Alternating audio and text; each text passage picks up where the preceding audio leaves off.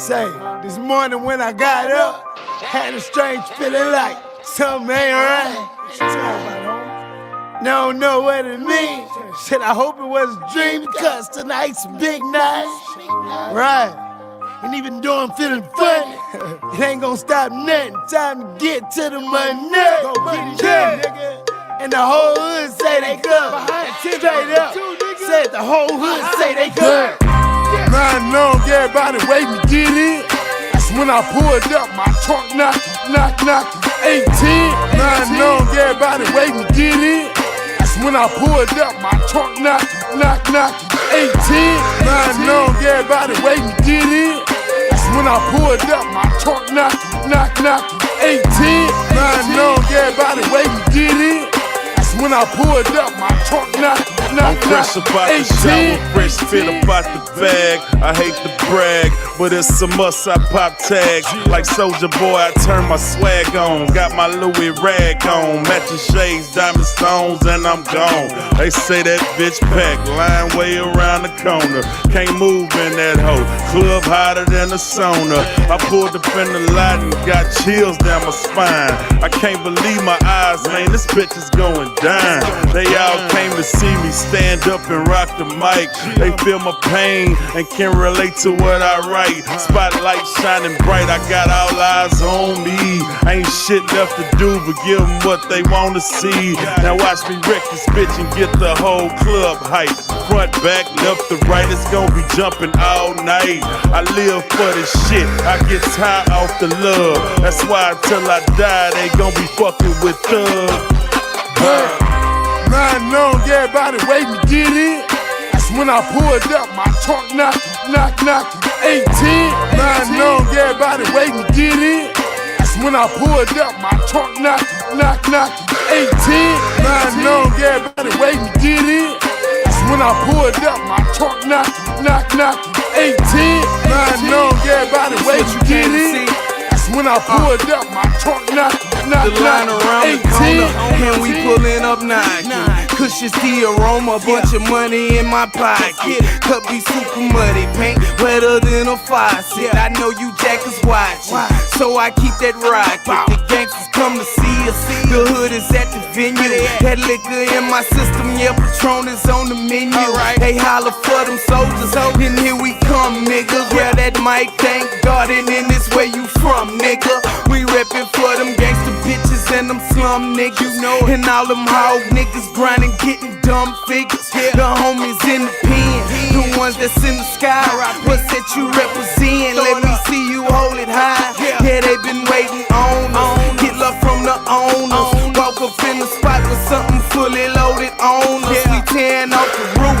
I hope you got insurance. The lights is on us. Hope you enjoy the performance. Man, long everybody waiting to get in. That's when I pulled up, my trunk knocking, knock, 18. Man, long everybody waiting to get in. That's when I pulled up, my trunk knocking, knock, 18. Man, long everybody waiting to get in. That's when I pulled up, my trunk knocking, knock, 18. Man, long everybody waiting to get in. That's when I pulled up, my trunk knocking, knock, 18.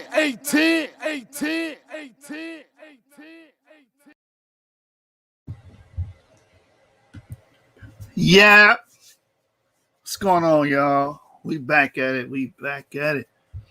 Listen, today's topic was inspired by a brother named Jose Reyes. All right, I'm going to give y'all the lowdown before I get into the articles, into the information. So we had a discussion, had a debate actually, via Clubhouse. You know what I'm saying? Pardon me. I didn't get it on footage. I didn't record it. But the debate and the people that were there can attest that I won. It was a wash. It was a body. 5 people judged. 4 people voted for me. He got 1 pity vote. He pretty much got washed. So I wanted to do this video so I could put on the record to research who the Native Americans were and who the Hispanics were. A lot of people from the Israelite side are trying to push a narrative where all Native Americans and all Hispanics are Israelites. Genetically, this is impossible. Genetically, we can see that these people come from a different group. We can see where they descend from. We know where they migrated from. There's enough information out there that can, there's enough information out there that we can glean from and give a clear, vivid picture who these people come from and what area or what locality these people originate from.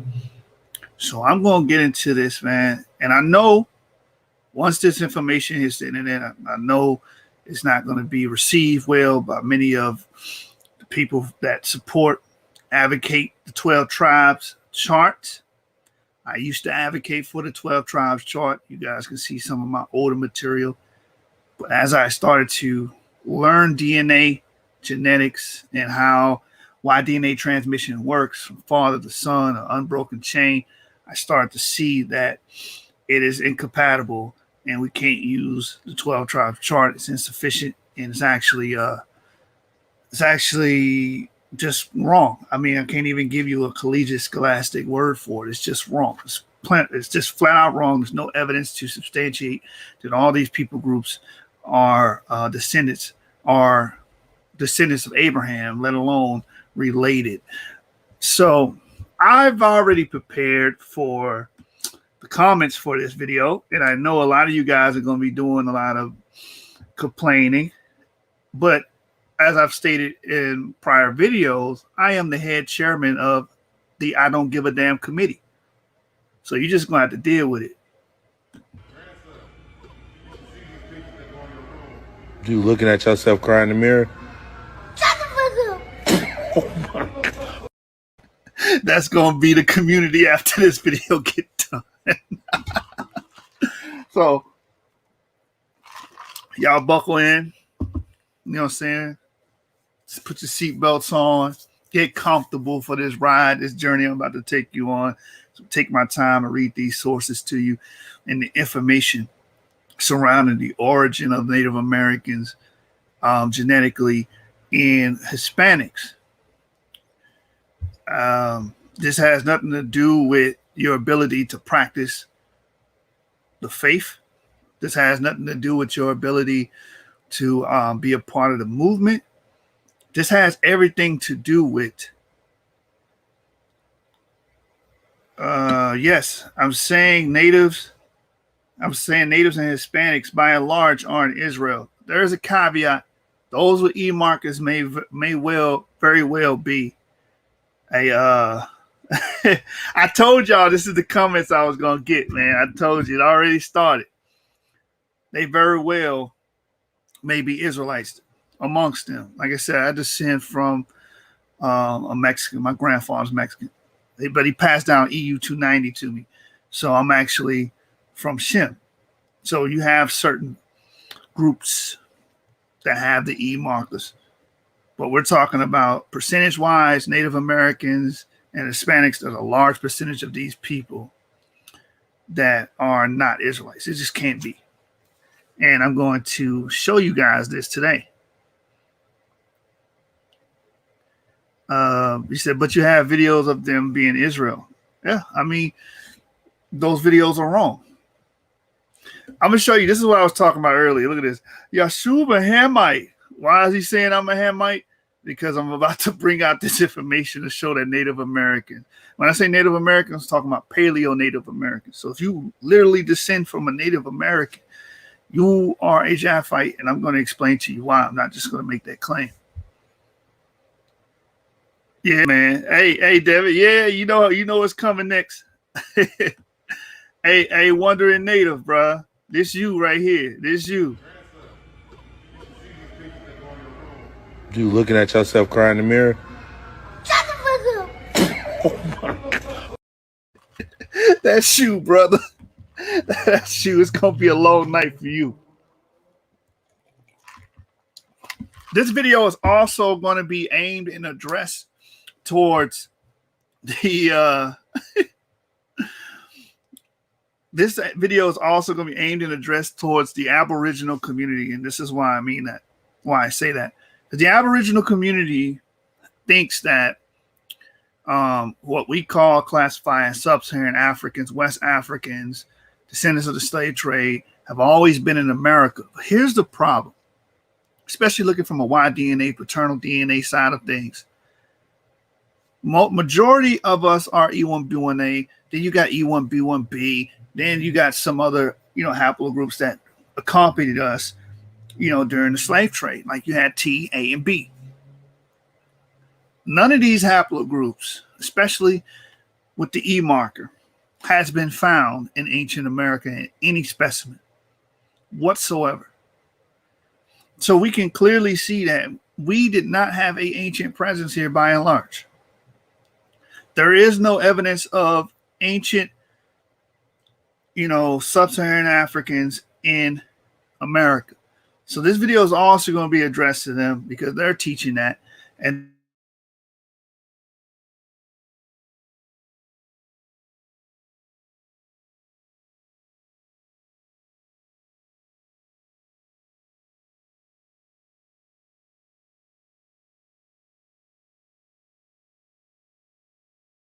ignored by Aboriginals. You understand? Yeah, he a funny. You funny, bro. You said no sound? Can y'all hear me? You guys can hear me, right? Type 1 in the chat if you can hear me. Type 1 in the chat if you can hear me. My signal got a little weak there. But it looks like all right, I'm good. Indigenous said, hold on, let me read this before I get started. I know I'm gonna make a lot of people mad with this. Like I said, I'm the head chairman of the I Don't Give a Damn committee. All right. So the oldest DNA was found in a black man from South Carolina, and his family had the same genetic markers. A00 is what you're talking about. That has nothing to do with majority of African Americans. Majority of African American males are E1B1A. We're not A. All right, so yeah, here Dewad says haplogroup Q is the true DNA of Abraham. Y'all brothers funny, man. All right, so we're gonna get into it. I know a lot of you brothers that are maybe native, maybe Hispanic that watches my videos. You're gonna be mad, but you just gonna have to be mad. Listen, I'm not attacking nobody's faith. I'm not saying that you can't partake in the faith or believe in a certain paradigm. What I'm telling you is we look at the ancestral markers, we look at the genetics and the migratory data. The Native Americans and Hispanics, by and large, do not align with Shem. And according to our model, DE is Shem, CF is Japhet, and AB is Ham. You guys fall in the CF range, and we're going to prove that. Right. That has A00 has nothing to do with us, man. A00 has nothing to do with majority of Negroes.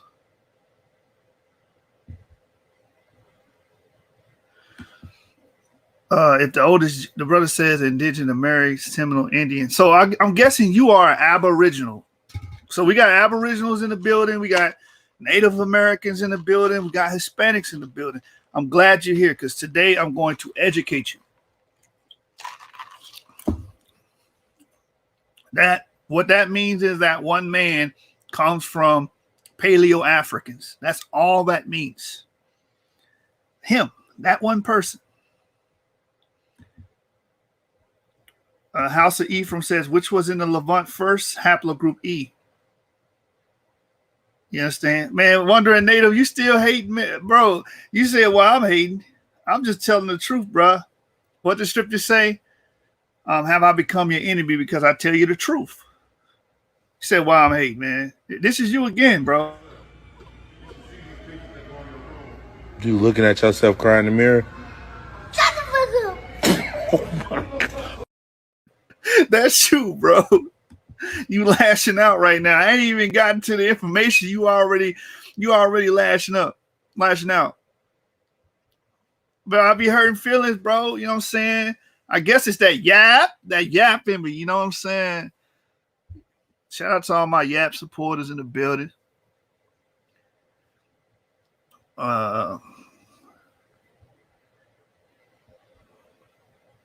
Yeah, man, you crying, man. You crying. All right, man. This video ain't for that. You know what I'm saying? Yap gang in the building. We're gonna get to it. This video ain't talking about that A00. A00 was found in sub-Saharan Africa, Shumlaka. Look it up, research it. All right. All you gotta do is research it. Yeah, he need a whole box of Kleenex. This brother need a whole box. But before we get into the material, I want you guys to do something for me, please. I have a favor for you guys, if you may. Can you guys please do this for me before I even get into the information? I need you all to listen. I need your undivided attention right now. I need you to do this. Hi everybody, time to use your noggin. How do you use your noggin, you say? Well, here's how you use it every day.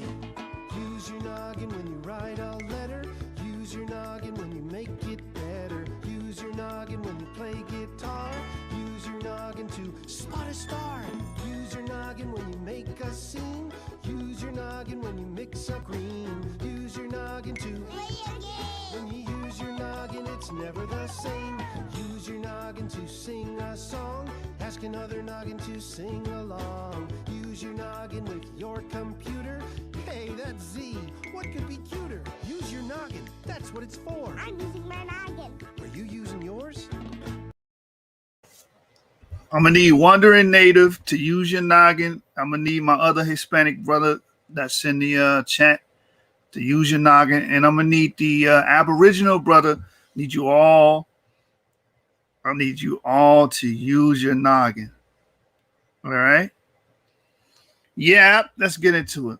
So, the first article I'm gonna deal with, because a lot of you guys not even Native American. I'm just gonna keep it a bean with you. You're not Native American. So I was going to deal with the Paleo American information first, but maybe I should do it after that, right? Because I see I'm starting to kick the hornet's nest. We're going to deal with who majority of these Latin Americans are first, right? And this is why I want you guys to use your noggin. You know what I'm saying? Logic and reasoning. As the scriptures say, be not ignorant of anything small or great. That's in the book of Sirach, right? So I can't allow you to be ignorant of this. So right here it says genomic impact of European colonization of the Americas.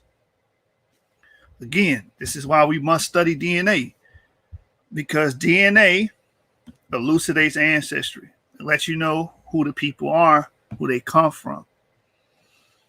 You understand? So let's just bring it out, man. So the genomic impact of the European colonization of the Americas by Linda Ungaro and others. Right. So let's get into it.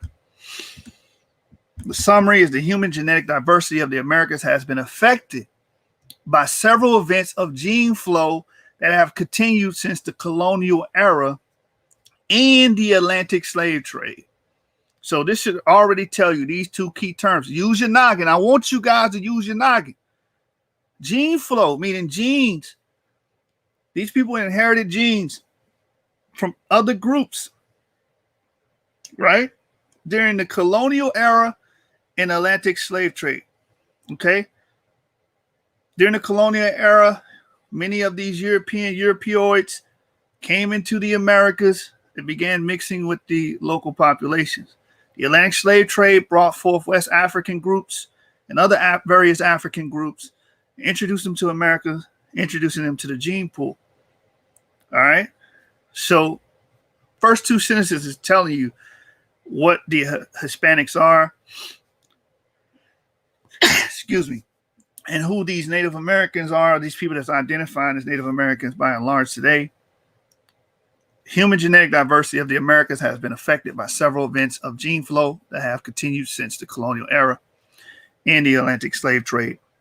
Moreover, multiple waves of migration followed by local admixture occurred in the last 2 centuries, the impact of which has been largely unexplored. Here we compiled a genome-wide data set of 12,000 individuals from 12 American countries and 6,000 individuals from worldwide populations and applied haplotype-based methods to investigate how historical movements from outside the New World affected the genetic structure, the admixture profile, the demographic history, and sex-biased gene flow dynamics of the Americas.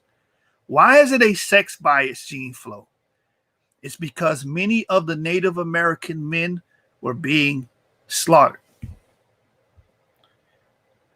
If many of the Paleo-Native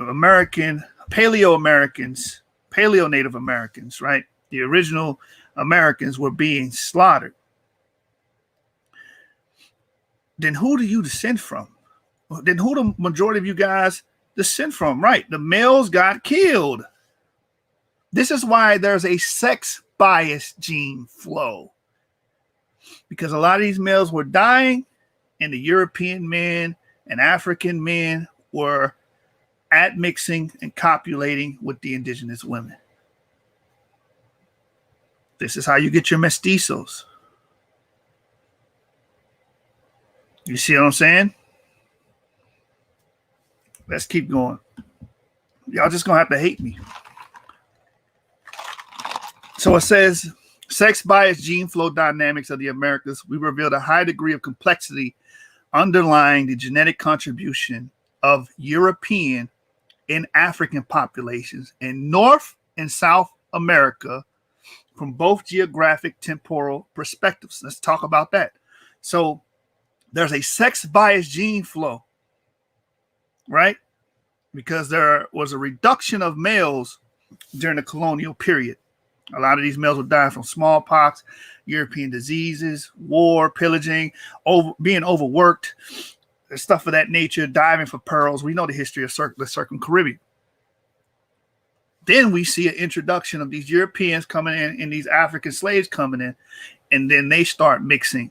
This is why it's a sex-biased gene flow, because mainly the males from these groups were mixing with the females from the native indigenous populations.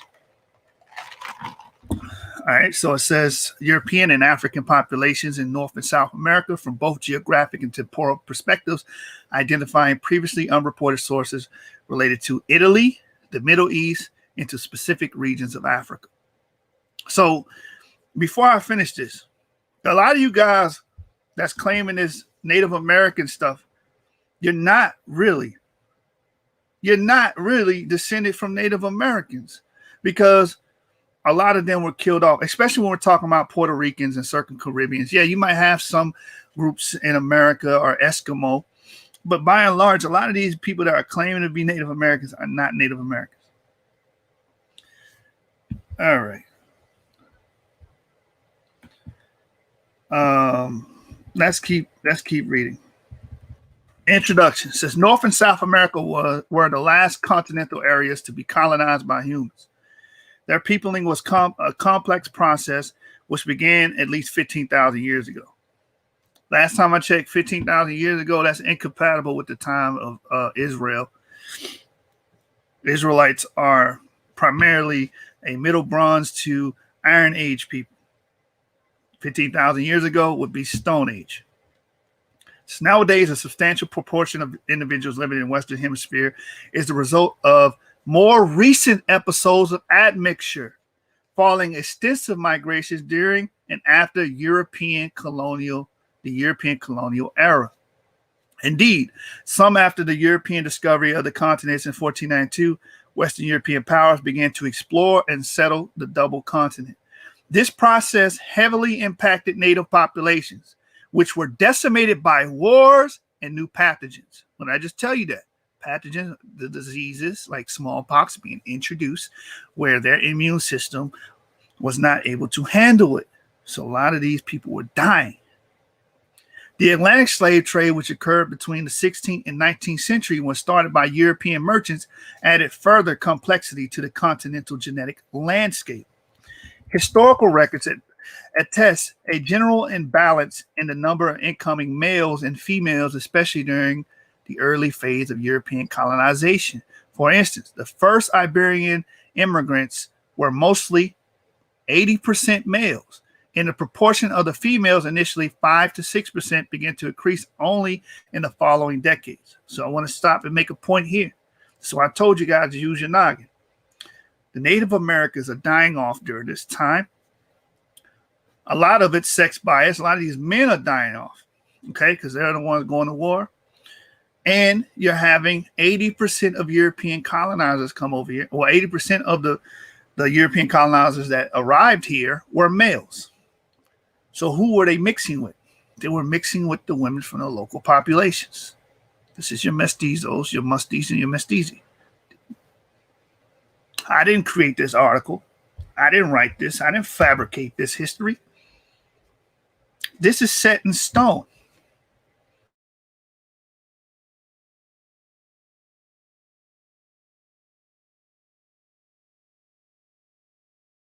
You're just going to have to be upset. I know many of you guys are crying right now. You're just going to have to get over that. We'll keep going. So it says here, additional migratory waves, mainly from the southern and eastern regions of Europe, have added further demographic variability since the end of the 19th century. In fact, it has been estimated that more than 32 million individuals reached the United States at the end of the 1800s. In the beginning of the 1900s, and similar estimates are available for other American countries. For example, more than 6 million people moved to Argentina, and more than 5 million people moved to Brazil in the same period. Given their historical and epidemiological implications, migrations to the Americas have been the subject of several genetic studies. Most of these have exploited local ancestry inference algorithms, in which individual genomes are deconvoluted into fragments, ultimately tracing their ancestry and populations from different macro geographic areas. The LA approaches have so far provided multiple insights into the composition of several recently admixed populations. However, when closely related populations are involved in the admixture of a specific target group, this approach shows some difficulties in discriminating among sources, leading to spurious or incomplete results. Several surveys present a continental-wide analysis of the origin and dynamics of the African and European diaspora into the Americas. For instance, Gouveia et al. Have recently performed a detailed analysis of African regional ancestry and its dynamics in several populations from North and South America and the Caribbean. However, a more comprehensive and systematic investigation considering multiple ancestries across the two continents is still missing. The recently increased availability of genome-wide data offers now the chance to capture the complexity of historical and demographic events that affected the recent history of Americas by studying the recent admixture profile of many modern populations.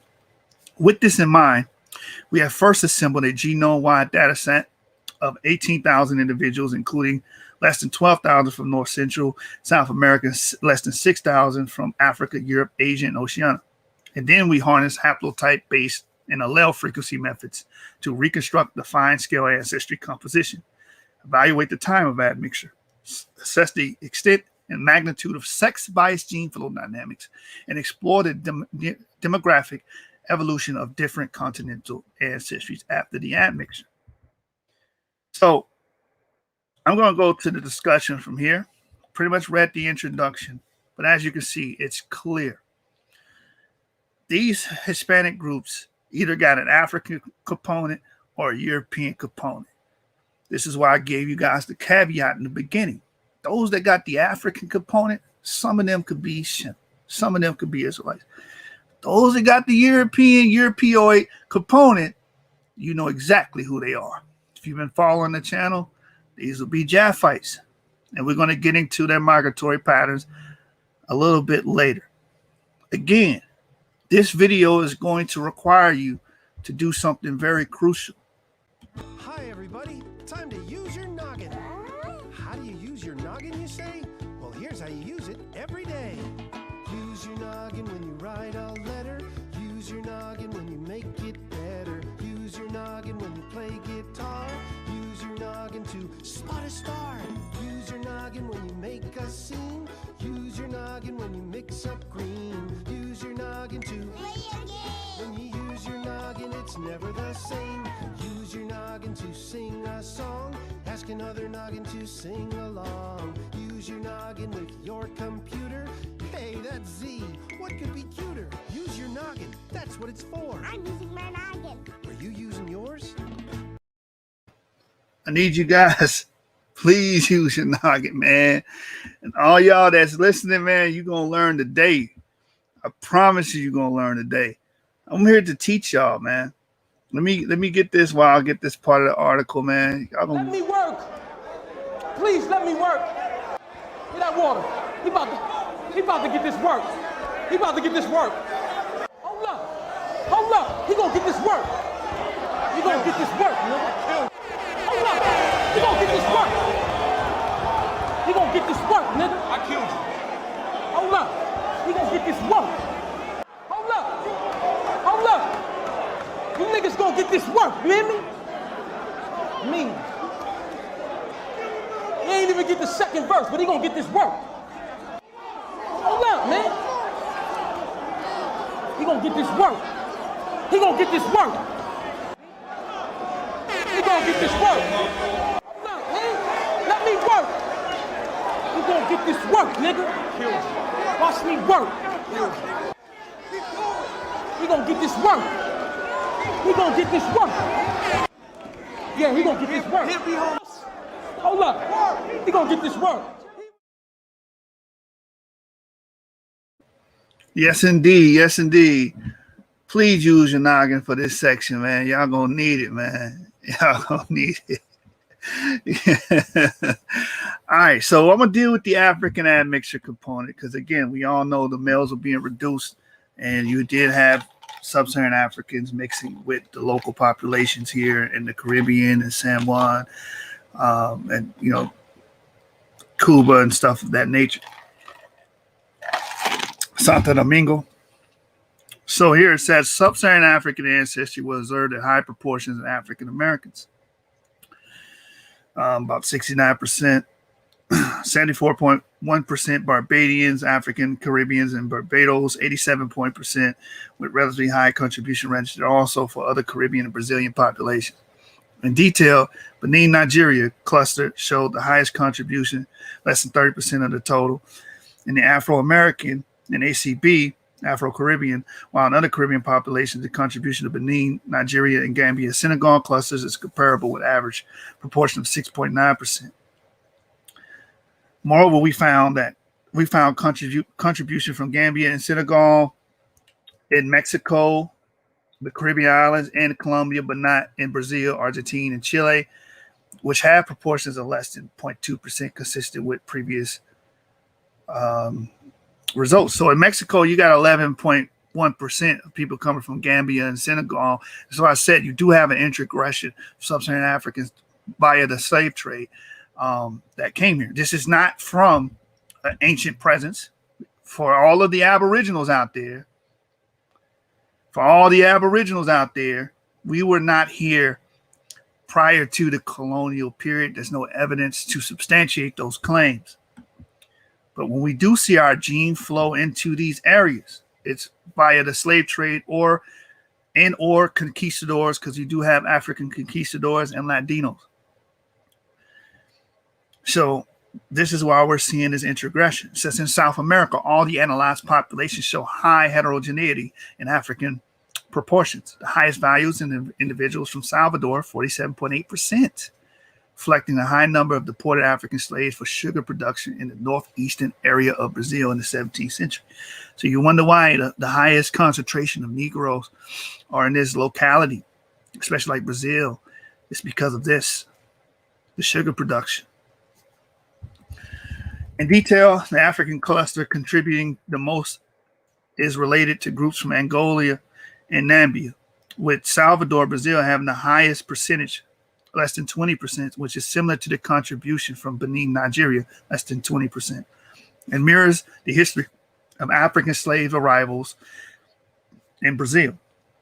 Although a non-negligible contribution from East and Southeast Africa at the end of the slave trade period has been documented, none of the analyzed populations showed an Southeast African ancestry fraction larger than 2%. Afro-American showed the highest proportion of this ancestry to 2% and 0.8% respectively. Nevertheless, when the ancestry is explored at an individual level, samples with more than 5% of East and or Southeast African ancestors were identified, and more than 1% of the individuals are Afro-American. The bamboo and the pelotas supporting recent findings. When discussing the African ancestry and regional sources, the UPGMA unweighted pair group method with arithmetic mean clustering does not strictly mirror geographical historical patterns. Yet all the Caribbean and circum-Caribbean populations, with the exception of the Colombian sample, clustered together. Similarly, all the Southern American samples, but not Chile, form a private group. Interestingly, the ACB, the African Caribbean, is different from any other populations composed mainly of Benin, Ivory Coast, and Benin, Nigeria clusters. So we can see where these Africans were coming from, how they got to these areas through slave trade, how they integrated into the gene pool. All right. So those people are Shemites. Now let's deal with this ancestry here that a lot of you guys run from.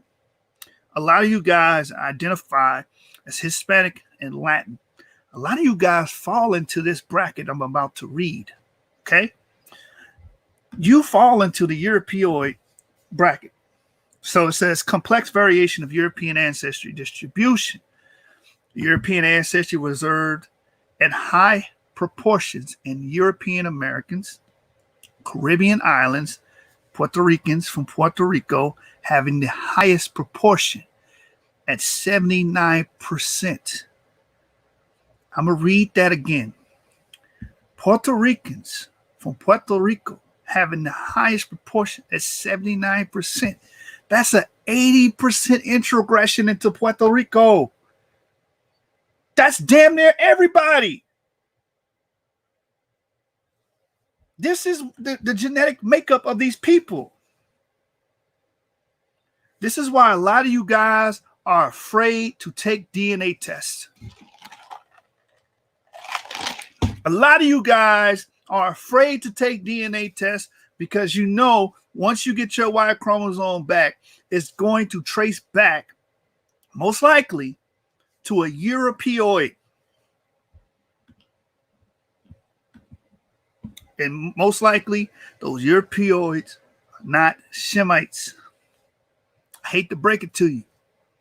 It's just the truth. You're just going to have to hate me. Let me keep reading. It says Puerto Ricans from Puerto Rico having the highest proportion, 79%, and Mexico less than 42% and 48% for Mexican people with Mexican ancestry from Los Angeles, USA, respectively, but also in Southern America with proportions ranging from 22% in Peru, Peruvians from Lima, to less than 82% in Bambui. When the variations of European ancestry in the Americas is evaluated, groups from the United States, European American, Afro-American, and Barbados, American Afro-Caribbean are characterized by a substantial proportion of British and French ancestries. On the contrary, the remaining populations, the most prominent European ancestry was represented by Iberian-related clusters. Now, when we look at this genetic information, we can tie it with the historical record because we do know the people that was coming into the circum-Caribbean, into the what now is known as the Latin territories, Mexico and Santo Domingo, initially were from Spain and Portugal. So it makes sense that there's a component, a huge component coming from the Iberian Peninsula. It says in details, populations from Mexico, the most prominent European ancestry was represented by Iberian-related clusters, reflecting the geopolitical extent of European occupation during the colonial era. In details, populations from Mexico, Caribbean islands, and South America derived most of their European ancestry. from the Iberian Peninsula. Let me read that again, because I know the brothers in here are not getting this information. They're not using the noggin. I'm going to need y'all to use your noggin, man. This is what this says. This is what the genetics of these people groups are showing you and telling you. In details, populations from Mexico, Caribbean islands, that's Puerto Rico, Cuba, and all the surrounding islands, in South America derive most of their European ancestry from the Iberian Peninsula, represented by two clusters. European American exhibit high levels of heterogeneity, showing not only a high proportion of France and Great Britain, but also Greece, South Italy, Central Europe, and Scandinavia, revealing high variability of European ancestry in the United States, possibly due to secondary movements in the 19th and 20th centuries, which involved populations that did not take part in the colonial era movements. Moreover, Pelotas, Brazil, is characterized by a high contribution from North Italy, less than 3%, while Argentina is characterized by contributions from both North and South Italy, 2.3 and 2.2% respectively. The investigation of the individual ancestry profiles confirmed and further refined identification of multiple European secondary sources. In one Afro-American population sample, we identify a high variability of European ancestry with several individuals characterized by more than 5% ancestry from North, Central, and Southern European regions. Italian ancestry was found in considerable proportions, less than 5% of individuals in Colombia, Caribbean, Dominican Republic, Ecuador, Mexico, Peru, Puerto Rico, Argentina, and Brazil. In fact, Italy has been reported as one of the main sources of migrants to South America during the 19th century, second only to the Spanish and Portuguese influences. We estimated the relationship among American populations considering relative European ancestry proportion by applying the UPGMA clustering approach, differences in regional affinities to British and or French versus Spanish and or Portuguese ancestries among American populations were observed. Furthermore, within the last group, Spanish and Portuguese ancestry show distinct geographical distributions consistent with the Treaty of Tordesillas, signed in 1494 to regulate the regional influence of Spain and Portugal in the Americas. All right, I'm going to read this. It says, with the exception of the Mayan individuals, less than 65% of Native American ancestry is high in populations from the southern part of the continent in Mexico, 41%, with the highest values in Peru, Ecuador, and Argentina. Interestingly, in both analyzed African-American populations, we identified a non-negligible proportion of individuals harboring Native American-related ancestry. Because like I told you guys before, to the Abo community, you do have outliers. Hold on. You said, Shuv, I like how you left out the fact that most Ricans self-identify as European because something called Regla de Sacar. Left out what? That's not in the paper, brother. The fact is, most of them are Europeans because of their genetics. That has nothing to do with semantics. 79% of them are genetically European. Semantics is not going to change that. The reason why that is so is because of the history that we went over, the wars and the plagues and the pathogens that killed these males off, and the Spanish took their women and had children with them. How many times must I reiterate that? All right, I'm going to continue to read. You disrupted the class. Next time you do that, I'm going to send you to the principal's office. Let me get back to this. So you do have a indigenous signal. I've actually covered this on my channel before. You do have full-blooded Indians. There is a such thing as that. But it's not in the Caribbean. It's places like Mexico, the Mayans, Central America, and stuff of that nature. And this is what this is talking about here. The contribution of Jewish-related ancestry in the Americas. They wrote a recent paper about this as well.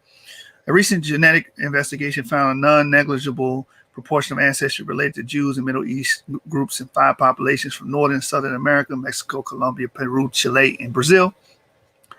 In our analysis, we confirmed the presence of genetic ancestries related to North Africa, Levant Caucasus, and Jews cluster in the same countries, although with a lower proportion than previously estimated, less than 2.8%. The discrepancy might be due, at least in part, to the fact that our data set is mostly composed by Brazilian individuals, which have been documented to have smaller Jewish ancestry. Only 2.5% of analyzed individuals contain more than 5% of Jewish and Middle Eastern ancestry, Salvador, Bamboy, Pelotas. In contrast, this proportion is higher in the non-Brazilian populations, Colombians from Medellin, 8%, Colombia 3.8%, Peru 2.3%, Mexico 5.4%, 11% Chile, 60%, Argentina 12%. Similar proportions were found in the Caribbean populations, Afro-Caribbean 1.4%, Caribbean 6.8%, Dominican 3.7%, Puerto Rican 3.9%. Interestingly, we found a relatively high proportion of individuals showing more than 5% contribution close to Jewish sources, also in the Afro-American 3.8%, in the European American 26.7%. So they're talking about a Jewish-related ancestral marker and signal within these different people groups. Small, most of them less than 5%.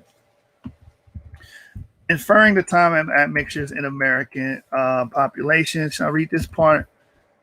To provide temporal dimensions to the gene flow among the analyzed populations, we inferred the time admixture by applying the globetrotter in 2 different setups for population and individual level analysis, as detailed in the STAR method section.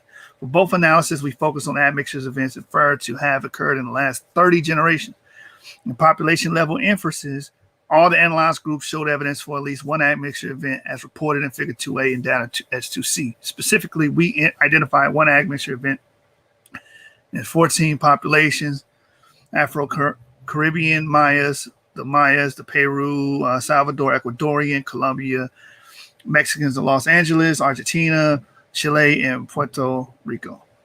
With inferred time spanning between 6 and 11 generations ago, the identified sources are related to the British, to the French, the Benin, Nigeria, and the Afro-Caribbeans, the ASW, and Iberian or Southern Europeans, and American and Mayas, Puerto Ricos, Peruvians, Ecuador, Colombians, the Mexican Los Angeles,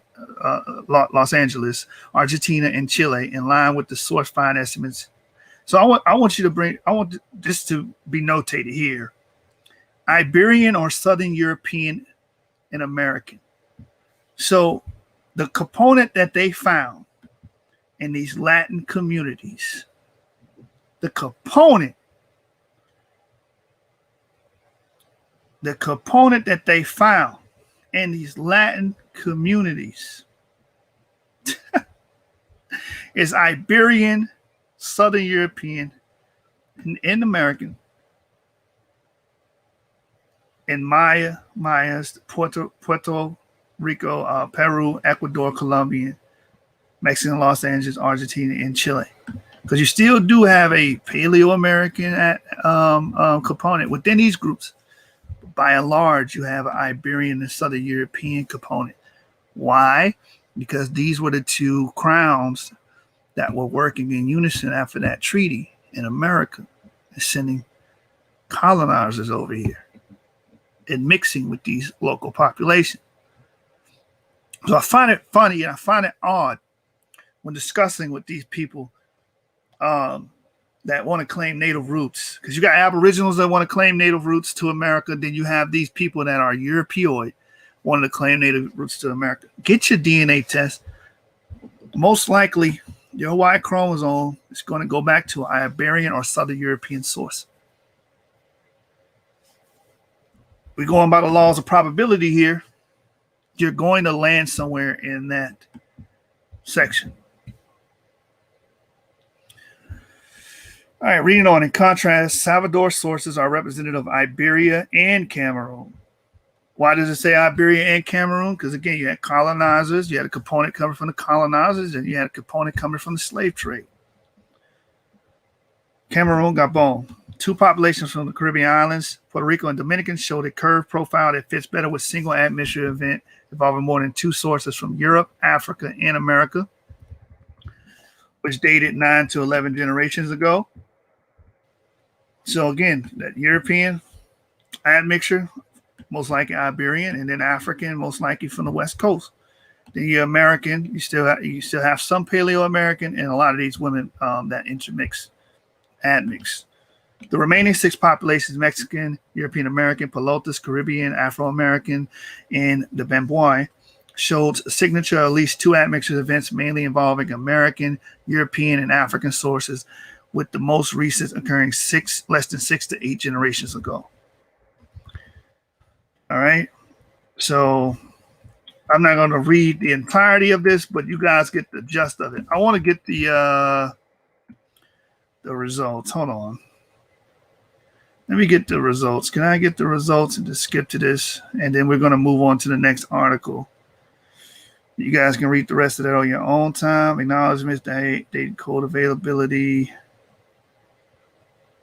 estimation, Bayesian haplotype ancestry estimation. All right. I just dropped this one. I'm going to go to the next one. So, as we can see, we can clearly point out where these guys get their ancestry from. All right, here we go. Let's get to discussion before I finish this. The discussion, it says, despite being virtually isolated from the rest of the world until 500 years ago, most of the individuals living in America's harbor, together with Native American ancestry, of substantial genomic proportion inherited from Europe and Africa. I want everybody to stop what the hell you doing. Stop ironing the clothes. Stop watching the baby. Stop feeding the baby. Stop cooking.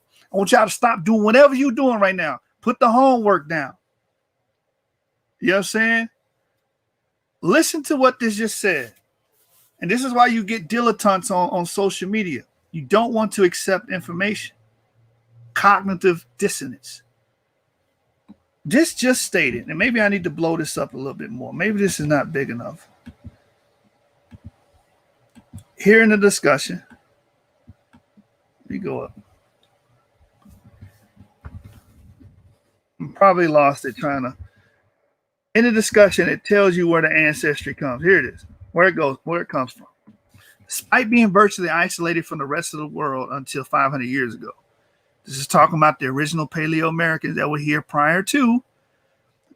It says most of the individuals living in the Americas harbor, together with Native American ancestry, a substantial genomic proportion inherited from Europe and Africa.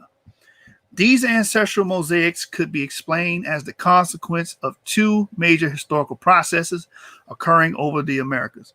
First, the genocide of indigenous people of America that caused a sharp decrease of Native American populations. And second, the admixture occurring after the European exploration and colonization, which was followed by African deportation and labor migration that has impacted the American continents in the 19th and 20th centuries. Mm-hmm. I really don't have to read anymore. This pretty much sums it up. Most of you guys, if you don't have our DNA in you, you most likely got European DNA.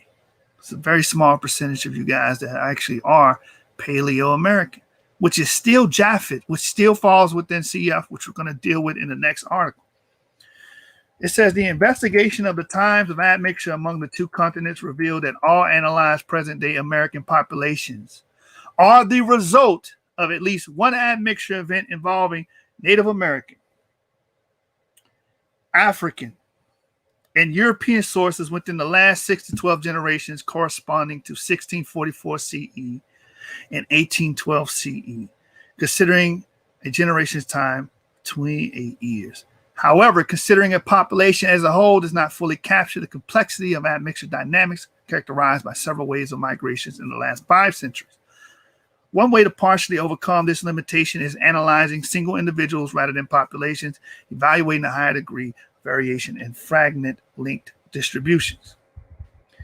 Our pure individual time estimations provided several insights into the complexity of admixture in the Americas. It has been previously reported that the origins of Africans disembarked in the continents followed a general north to south temporal pattern, with slaves from Senegal and Gambia being deported earlier than the ones from more southern areas. In accordance with historical data, the inferred admixture dates involving populations from Senegal and Gambia are older than the ones involving all the others. This area remained the main slave trade site for Spanish possession until the 1640s. Similarly, all the dates involving clusters related to Angolan and Nambian individuals are characterized by younger recent admixture times. For European sources, the estimated admixture dates characterized by gene flow from Iberia are older than the dates of admixture with France and Great Britain sources, which in turn are older than admixture events involving Italian sources, which according to historical records became substantial only in the second half of the 19th century. Furthermore, we assess the severe impact of the Atlantic slave trade in several populations under study with a pattern that reflects historical records. In detail, our analysis revealed that West Central African ancestry is the most prevalent in American continents, as previously reported. Moreover, we additionally identified a high contribution from Senegal and Gambia in the Caribbean, Mexico, and Colombia in accordance with African slave arrivals predominantly to Spanish-speaking America until 1620s. Subsequently, about 50% of all West African slaves were deported to the Dutch, French, and British sugar plantations in the Caribbean. Accordingly, we estimated a high contribution for Benin and Nigeria and all the Caribbean populations from the United States in line with the reported slave arrivals. Among all the analyzed populations, ACB is characterized by the highest sub-Saharan proportion, less than 88%, possibly due to the presence of sugarcane industry combined with the relatively low European immigration in the 18th century. All at a microgeographic scale, Barbadians derived their African ancestry from Benin, Nigeria, less than 50%, from Benin, Ivory Coast, less than 21%. Two of the main sources reported for the British-mediated slave trade. In contrast, Brazil showed a peculiar African ancestral composition, characterized by a high proportion of ancestry related to modern-day Angola and Namibia, consistent with the Portuguese settlement in Angola from the beginning of the 17th century. A similar African component is also observed in Argentina, probably due to the fact that slaves arrived primarily from Brazil via the Portuguese slave trade from Angola. So again, we get the African component from the slave trade. I'm pretty sure you guys are familiar with that. So you see this in these Latin groups as well. But like these people don't want to realize and take hold of, you guys have a European component, man. And y'all have to deal with that. Instead of, trolling in the chat, maybe you should hit 23andMe up and get that, that $50 DNA test, because I believe it's on sale right now, and see, does your DNA fall on the Europeoid side? Because most likely it will. Hate to break it to you. Let me keep reading. The Atlantic coast of Africa was not the only region involved in the slave deportation. In fact, in the last decades of the slave trade period, Mozambique was the third largest supplier of slaves. We found ancestries from Southern East African groups in non-negligible proportions of individuals from Bamboi and Pelotas. Although similar works analyzed Bantu populations from Southern, Eastern, and Eastern Africa, here we included Bantu populations from Angola, which has been documented as one of the main regions for slave deportation. Considered together, this study in Gouveia et al. Suggests an important role of southwestern, southeastern Africa in shaping the African gene pool of populations from the Atlantic coast of the southern cone of South America. When we investigated the European contribution to the continent, we confirmed the large impact of Great Britain, France, and Iberian Peninsula for all the tested population, with a distribution reflecting the geographic occupation of the Americas in the colonial era. Furthermore, our approach revealed the existence of several European secondary sources contributing to a substantial proportion of American populations. Among the others, we have identified ancestry closely related to Italian populations and European Americans from the U.S., Argentinians, and Brazilian populations. The Italian migration in the Americas has been recently described as one of the largest migrations of the 19th century and has been usually been referred to as the Italian diaspora. Although it started soon after 1492, it had reached high proportions only in the second half of the 19th century, with more than 11 million individuals migrating toward the continents, largely to the United States, Brazil, and Argentina. Between 1866, and by the way, if you guys look up real quick before I finish this, if you guys, of course, it's old info, Royal Prince. We know this already, but we got to bring it to the forefront because some of these people are ignoring this information, especially pleading, employing cognitive dissonance, and they don't want to face the music. You're going to have to smell the roses at some point.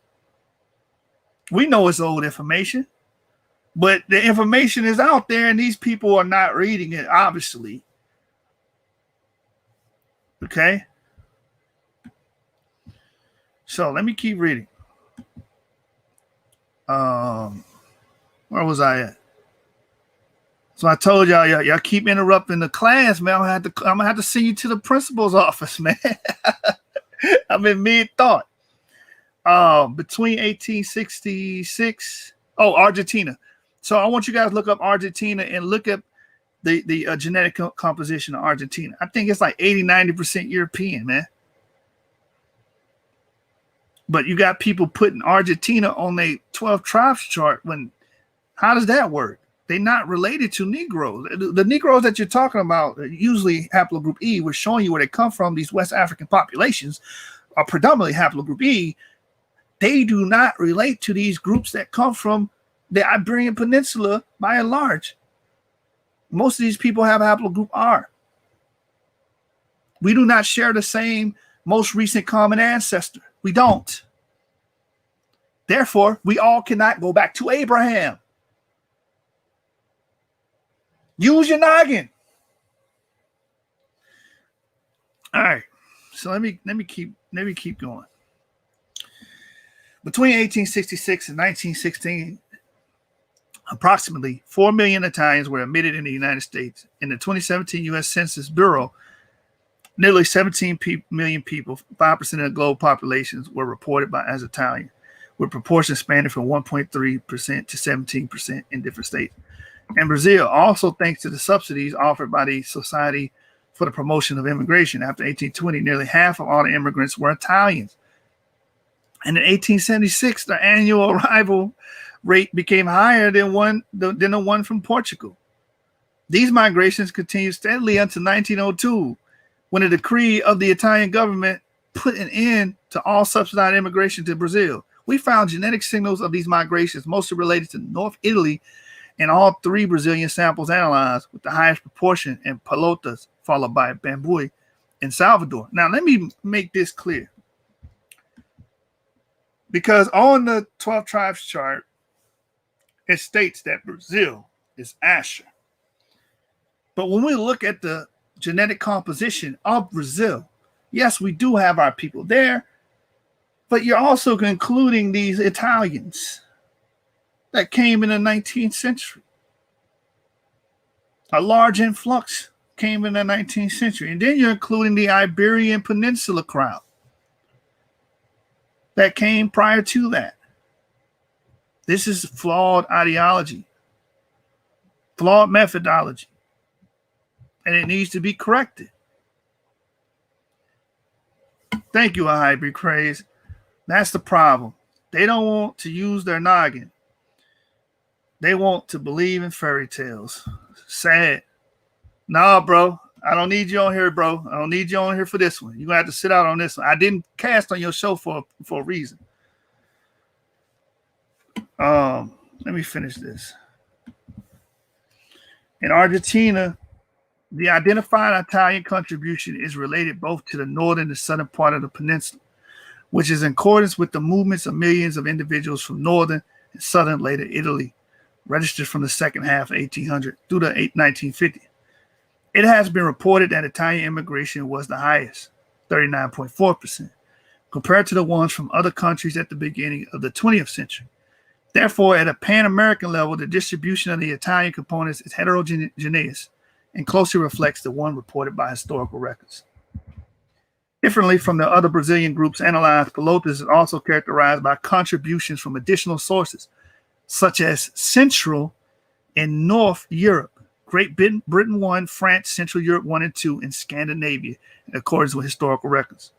Recently, a survey employing similar methods on 5 Southern American populations identified South and East Mediterranean ancestries across Americas, which has been interpreted as contribution from converso Jews. Our analysis of the individual ancestry distribution confirmed the presence of Jews and Levantine ancestry in virtually all analyzed populations, including those from the Caribbean. By evaluating the continental ancestry estimates using the allele frequency method, we were able to confirm the sex bias admixture dynamic, suggesting that a higher number of American females than males have contributed to modern population. Let me say that again. Suggesting that a higher number of American females than males has contributed to modern populations. Suggesting that a higher number of American females than males have contributed to the modern populations, reflecting on what happened in the history. This is why I told you in the beginning, this is a sex bias admixture, because many of these males were dying off and the Europeans were taking the females. And not only the Europeans were taking the females, the African slaves were taking the females. That's what was going on. Conversely, European males had here it is right here. This is what I was talking about, man. And y'all want to get mad, just to get upset. I don't know what else to tell you. I told you I am the head chairman of the I Don't Give a Damn committee. You just gonna have to be mad, man. Conversely, European males had a larger contribution than females from the same continent.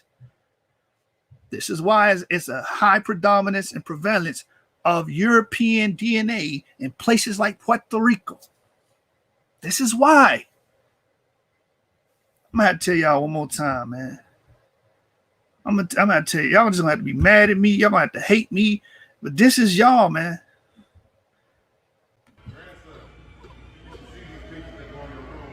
You looking at yourself crying in the mirror? Shut the fuck up. Oh my God. I know y'all want me to shut up, but I'm going to keep reading. I'm going to keep reading, man. Oh, one more time. This is y'all crying in the chat, man. This is... You looking at yourself crying in the mirror? Shut the fuck up. Oh my God. Yo, man. Listen, man. I'm going to continue reading, but I just got to... The name of the paper, ABC, is the Genomic Impact. Let me get it. Hold on. I don't want to lose my place. Let me look at my phone. I got it in my phone. I'll tell you here in a minute. I'm going to say it verbatim.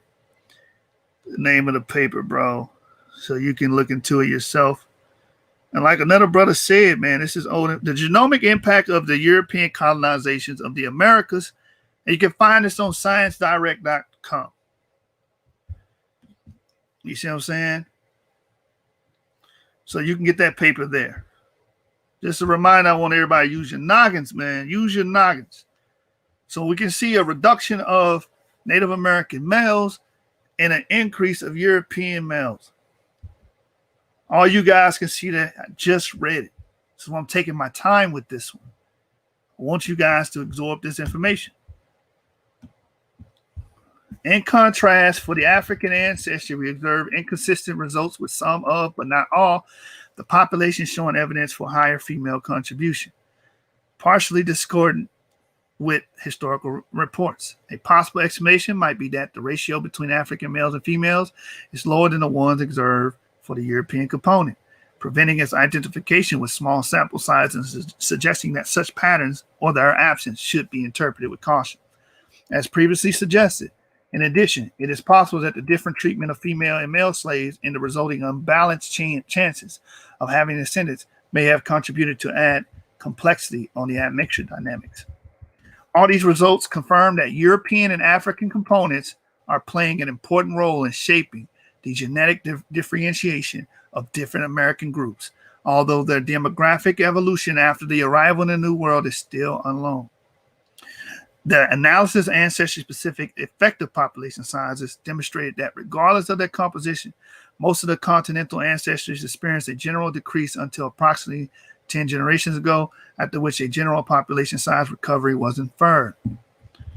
Why would you have a population size recovery? Because the indigenous populations were dying off, and then the new population growth would happen, or boom would happen, because you're bringing in all these new genetic components from Europe, from Africa, and they're coming in and pretty much rejuvenating the population with those components, with those peoples. Interestingly, the recovery of the African population component postdates those of the European one, possibly reflecting the different conditions experienced by African slaves and European settlers. On the other hand, the effective population size of Native American component in Mexicans and Peruvians does not show evidence of decrease, in contrast with historical records purporting a general dramatic decline of Native American population after European colonization. Like I said before, there is a caveat to this as well. You do have full-blooded Indians in Central America and in Mexico. So this observance is in line with the Browning et al., in which a smaller reduction in the effective population size of Mexicans for Native American ancestry compared to other populations was observed. This result is also in line with our Globetrotter results, where we found evidence for admixture between Native American related sources approximately 15 generations ago. It may be possible that the reported decline did not heavily affect the genetic variability of survivor populations, or that individuals from different isolated native groups have been put in contact as a consequence of European colonization and deportation. As recently suggested for Peruvian populations, this will result in an inflated effective population size estimate, as we observe in our ancestry-specific analysis. In conclusion, we demonstrated that the European and African genomic ancestries in American populations are composed of several different sources that arrived in the Americas in the last 6 centuries, dramatically affecting their demography and mirroring historical events. The analysis of high-quality genomes from the American continents combined with the analysis of ancient DNA and denser sampling will be crucial to better clarify the genetic impact of these dramatic events. In addition, the fine-scale composition here reported is important for the future development of epidemiological, translational, and medical studies. So this is pretty much that paper giving you guys this history. I was going to do that one last, but since I was getting attacked in the chat, I said I had to come with the jugular first.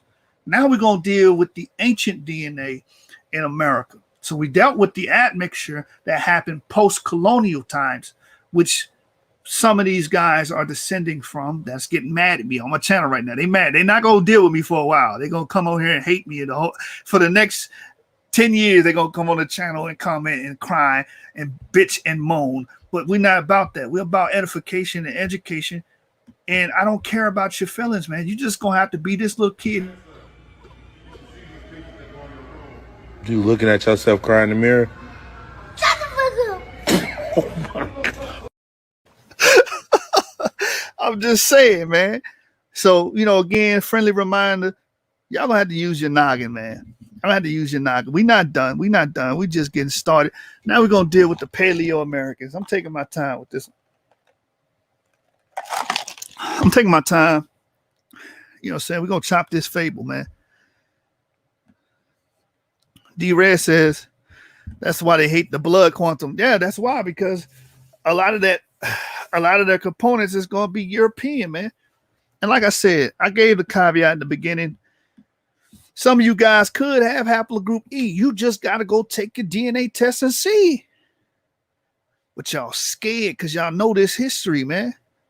Y'all scared. And a lot of y'all anti-black. A lot of you guys push anti-black narratives. And that's why you on here saying the things you're saying in my comments.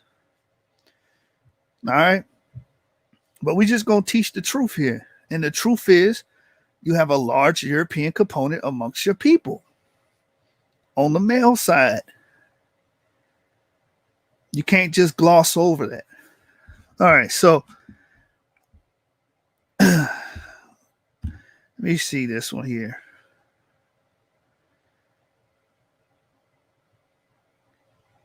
All right, yeah, I'm gonna get the highlights on this one. Then I'm gonna go to my book. You know, the book I go to on a lot of my shows, and bring that out, man. And bring that out. Let me work. Please let me work. Get that water. He about to get this work. He about to get this work. Hold up. Hold up. He gonna get this work. He gonna get this work, nigga. Hold up. He gonna get this work. He gonna get this work, nigga. I killed you. Hold up. He gonna get this work. Hold up. Hold up. You niggas gonna get this work, you hear me? Me. He ain't even get the second verse, but he gonna get this work. Hold up, man. He gonna get this work. He gonna get this work. He gonna get this work. Hold up, man. Let me work. He gonna get this work, nigga. Watch me work. He gonna get this work. He gonna get this work. Yeah, he gonna get this work. Hold up. He gonna get this work. All right, let's get to the next article, man. Let's get to the next article. Let's get to it. Listen, man. Y'all just gonna have to sit back and take notes. Again, this is not an attack on anybody's religiosity. I have to make that clear. All we're doing is elucidating, meaning clearing up ancestries.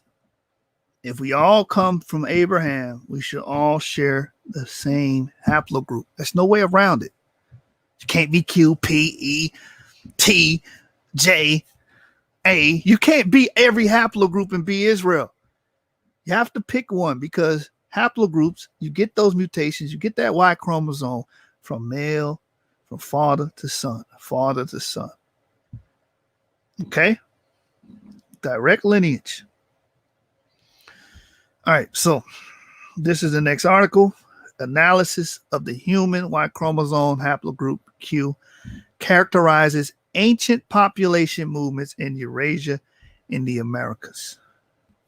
So, however you try to slice this and argue, if you say, oh, well, yeah, the colonial people did come in and admix with our people and reduce a lot of the males and replace the Y chromosomes, but we're talking about ancient Americans. This is also a refutation to the aboriginals as well. You aboriginals say that that we were always here. Why can't we find our DNA in America 2,000, 3,000 years ago, 4,000, 5,000 years ago? Why can't we find that? This is why they throw away DNA and they disregard DNA. The one field, genetics, that can elucidate ancestry and identify people groups. They throw it away because it is incompatible with their bullshit. Excuse me. Let's read this article. Analysis of the human Y chromosome haplogroup Q characterizes ancient population movements in Eurasia and the Americas by Viola Grunji et al.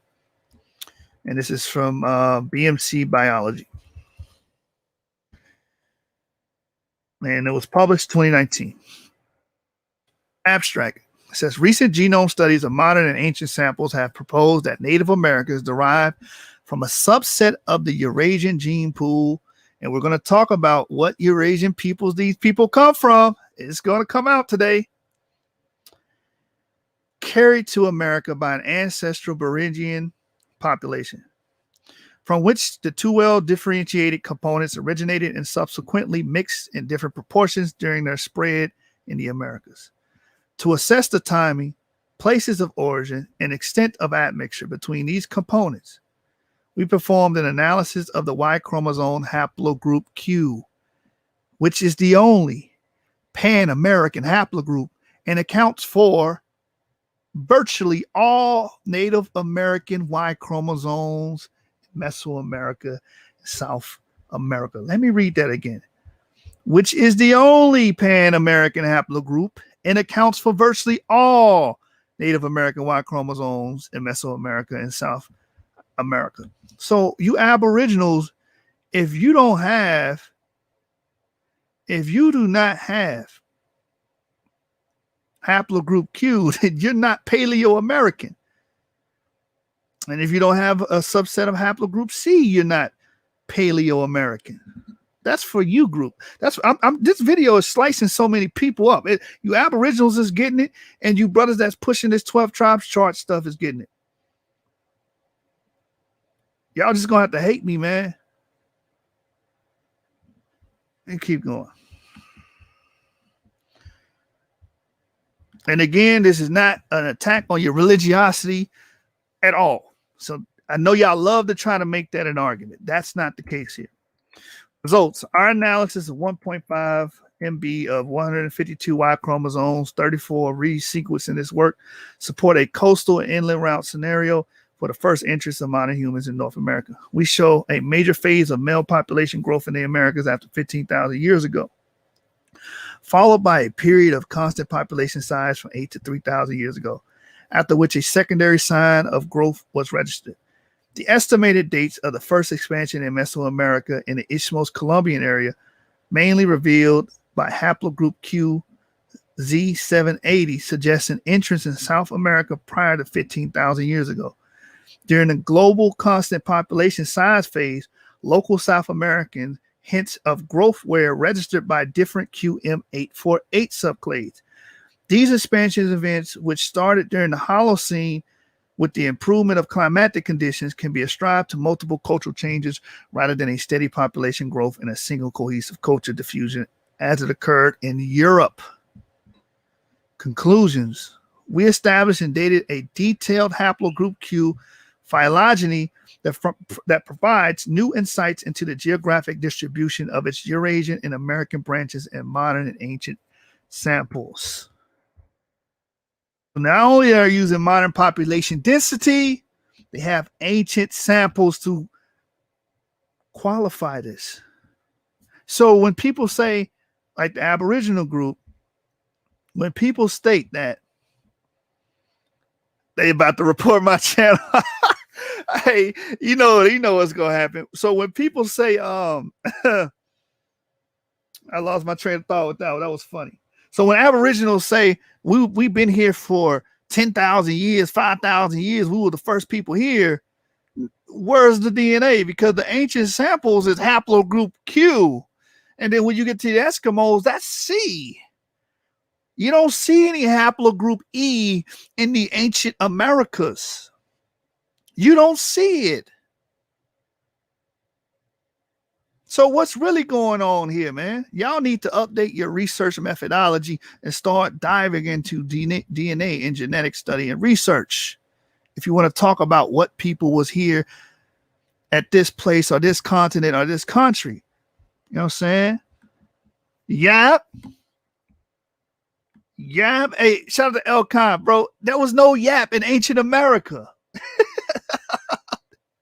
There's no evidence of yap in ancient America. There's no E markers in ancient America. So what are these Aboriginals talking about? Again, this video is aimed towards Aboriginals and is aimed towards people pushing these Europeoids as Israelites, aka Hispanics. And I'm not saying all Hispanics. I gave the caveat earlier. If you got an E marker, then you most likely Israel or it most likely Shem. Oh man, y'all don't have to do that, man. Shout out to Sean Harris, man. Source gang all day. Source up and shut up, man. Yeah. Thank you, bro. This is for those who try to say that African Americans are the original inhabitants of America. Come on, man. Come on, man. Let's read the rest of this. Again. So they know that haplogroup Q is here because they have ancient samples. All right. There is a general agreement that anatomically modern humans entered the American continent from the Beringia between 20 and 15,000 years ago. Two possible routes, one coastal and one inland, have been postulated. The first route, accessible since 20,000 years ago, would have probably facilitated a rapid southward expansion along Pacific coastal regions of the double continent. While the second one, through the so-called ice-free corridor between the Cordilleran and Laurentide ice sheets might have been accessible from 15.6 to 14.8 thousand years ago, and according to some models, would have contributed solely or mainly to the peopling of North America. The most favored scenario by studies of modern and ancient nuclear data is that both Athabascans and Amerindians derived from the same founding Beringian population,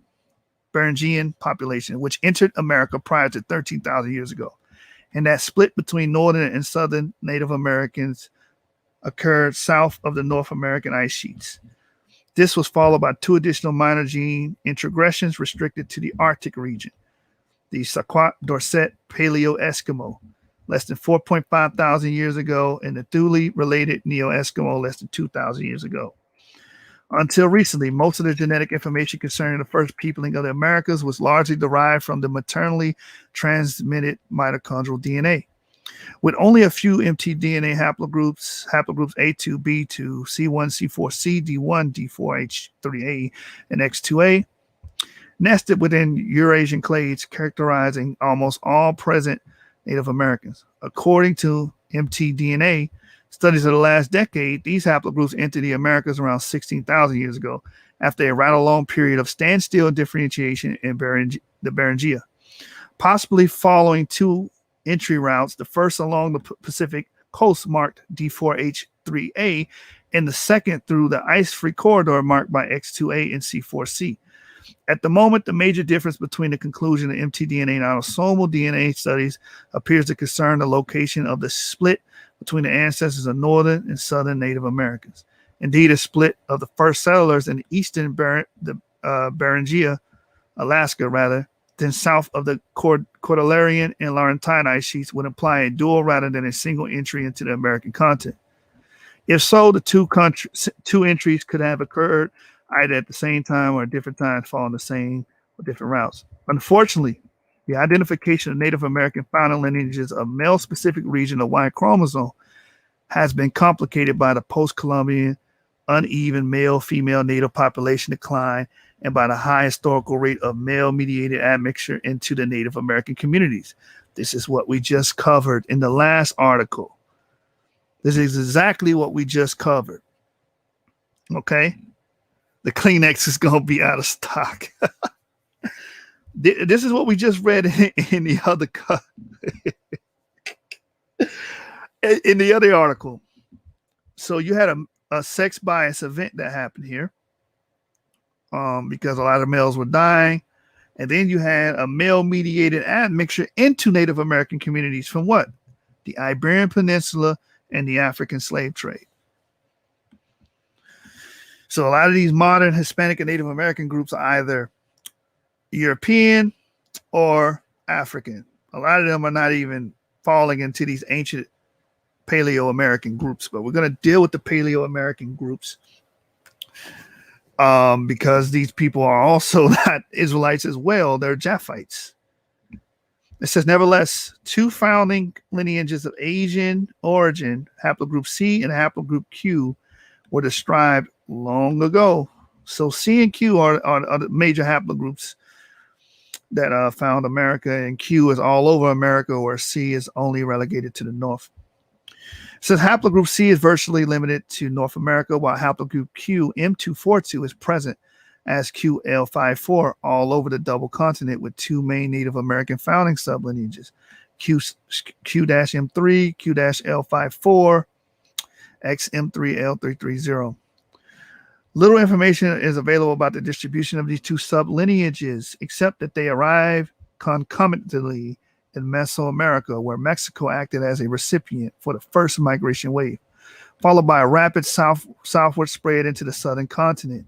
In the last years, thanks to the advances in DNA sequencing technologies, which allow large-scale analysis of nearly complete Y chromosome sequences, and the increasing participation of citizens to genealogical projects, International Society of Genetic Genealogy, new L54 sublineages have been identified. Yet both the current level of resolution of haplogroup Q and its phylogeography remain inadequate to explore the history and demography of Native American population from a Y chromosome perspective. To provide new clues on the genetic history of the Americas, here we present a comprehensive reassessment of the Pan-American Y chromosome haplogroup Q-L54, including a detailed reconstruction of its phylogeography and a description of its relationship with the Eurasian branches of the haplogroup Q. Right. So the Eurasian branches, which we're going to deal with here in a minute, are, I believe, ancestral. They're upstream markers of QL54.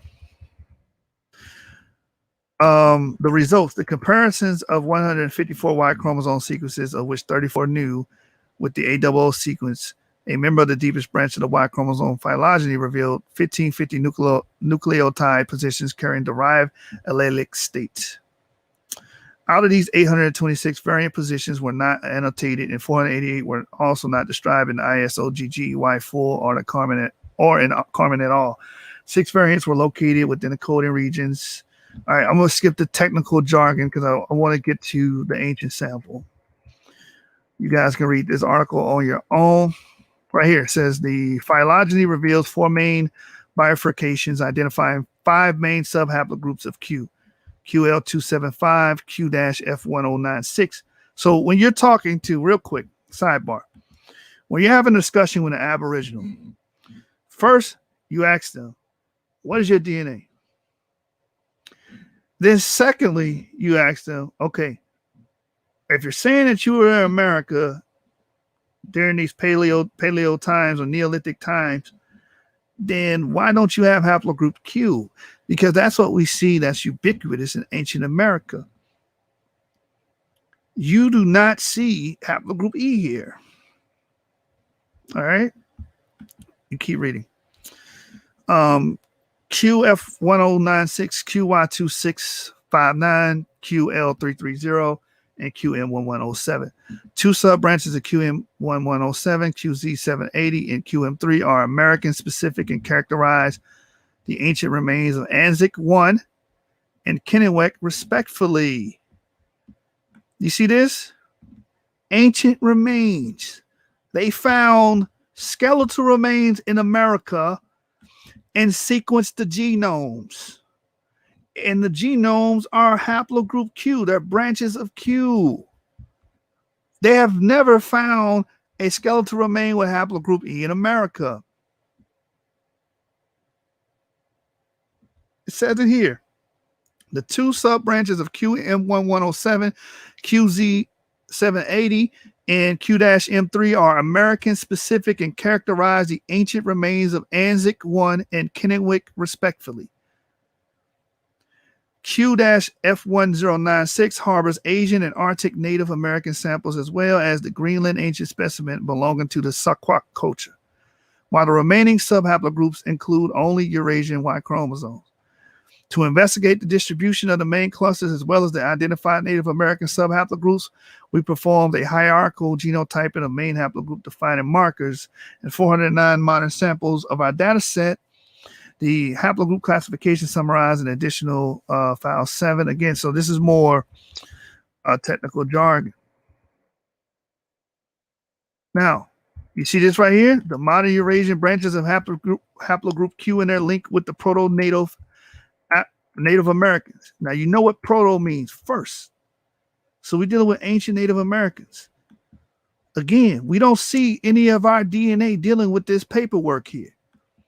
You don't see haplogroup E up here. You don't see YAP positive up here. So we don't have anything to do with ancient America. We have nothing to do with ancient America. There's no physical proof. There's no genetic proof of that. But the genetics is revealing that these people do. So it says QL275 is the branch originated by the first bifurcation before 26,000 years ago, between 27.8 and 32.5 thousand years ago, according to Posnick et al. Of haplogroup Q. It comprises of QY1150 and QM378. The first is mainly observed in Southwest Asia with some appearances in Northwest Eurasia, while the second, recently dissected, is spread across the West, Central, and parts of South Asia and harbors mainly Middle Eastern Y chromosomes. We're going to deal with this. which one branch typically of the Ashkenazi Jews as well as European samples. Based on this distribution, the two M378Y chromosomes observed in the Ishmo-Columbian area should be interpreted as the result of a post-Columbian arrival from Eurasia, as previously hypothesized. QF1096 splits into QF746, which in turn includes QB143 and QM120, and into QM25. The distribution of QB143 both in northeast Siberia and the North American Arctic and in Greenland, the F746 Y chromosome observed in the Athabascans and in different Greenland districts are likely QB143, is in agreement with Paleo-Eskimo dispersal of this lineage. Indeed, the Sequoia Y chromosome, which belongs to this haplogroup, was dated to less than 4,000 years. So again, they have ancient specimens showing you what haplogroups were here in America. We don't have to play guessing games here. We know which haplogroups were here. And again, our DNA is not in these samples. There's no Shemitic DNA here. This is all Japhetic.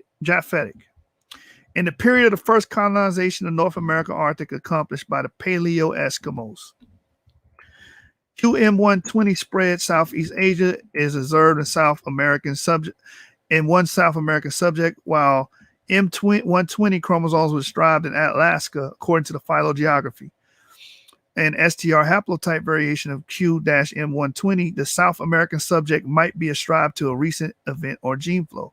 This is not the case for the Alaskan Y chromosome, which stems from a precursor M120. Q-M25 is observed from Eastern Europe unto Central Asia with its highest frequency in the Iranian Plateau, where it's virtually only represented by its clade QL712. This lineage has not been observed in present-day North Native Americans, but it has been recently reported in ancient Aleutian Islanders, ancient Northern Athabascans, in a 4,250-year-old individual of the Chukokan Usbelaya culture. Ancient samples. What do I tell people that try to pin us in sub-Saharan Africa? Give me an ancient sample with our DNA there. Crickets. Same thing I'm going to apply to these people saying that we were always in America. Show me an ancient specimen with our DNA here and I'll shut up. We don't see that. This is the DNA we find here. Q-Y2659, and I'll read this last paragraph. You guys can read the rest of this on your own time because I want to deal with another source after this to show you where these people migrated from. Q-Y2659 was not observed in America and includes two branches. The first QZ5902 mainly observed in South Asia, while the second Q-L940 in Western Eurasia. The latter includes a northwestern European sublineage, Q-FGC7000, observed also in the Sardinian subject. Although this could be interpreted as a result of a recent gene flow event, it could also represent a relic of an ancient migration that brought the first settlers on the islands as far as the Y chromosome haplogroup G-L91 and some ntDNA haplogroups. So again, we find this subclade, which is not found in America, but we do find this subclade in a Sardinian subject. So we can see Q did a lot of traveling. So I'm gonna stop this article here. Again, this is the article that I'm getting this from. Analysis of the human Y chromosome haplogroup Q characterizes ancient population movements in Eurasia and the Americas. Now we're going to move on to the last source that we're going to deal with tonight, dealing with this topic. And I'm going to need you guys to use your noggin. Hi, everybody. Time to use your noggin. How do you use your noggin, you say? Well, here's how you use it every day. Use your noggin when you write a letter. Use your noggin when you make it better. Use your noggin when you play guitar. Use your noggin to spot a star. Use your noggin when you make a scene. Use your noggin when you mix up green. Use your noggin to play a game. When you use your noggin, it's never the same. Use your noggin to sing a song. Ask another noggin to sing along. Use Use your noggin with your computer. Hey, that's Z. What could be cuter? Use your noggin. That's what it's for. I'm using my noggin. Are you using yours? And you know what? Shout out to the illiterate niggas, because this is what's going on in the community. Y'all not reading. You see, majority of this video is me reading and bringing out the information. All you guys have to do is sit down, take the time out of your day to read this information, and the confusion would have stopped. All right, one book a day, keep the crook away. All right. So I got another, public service announcement for you guys, man.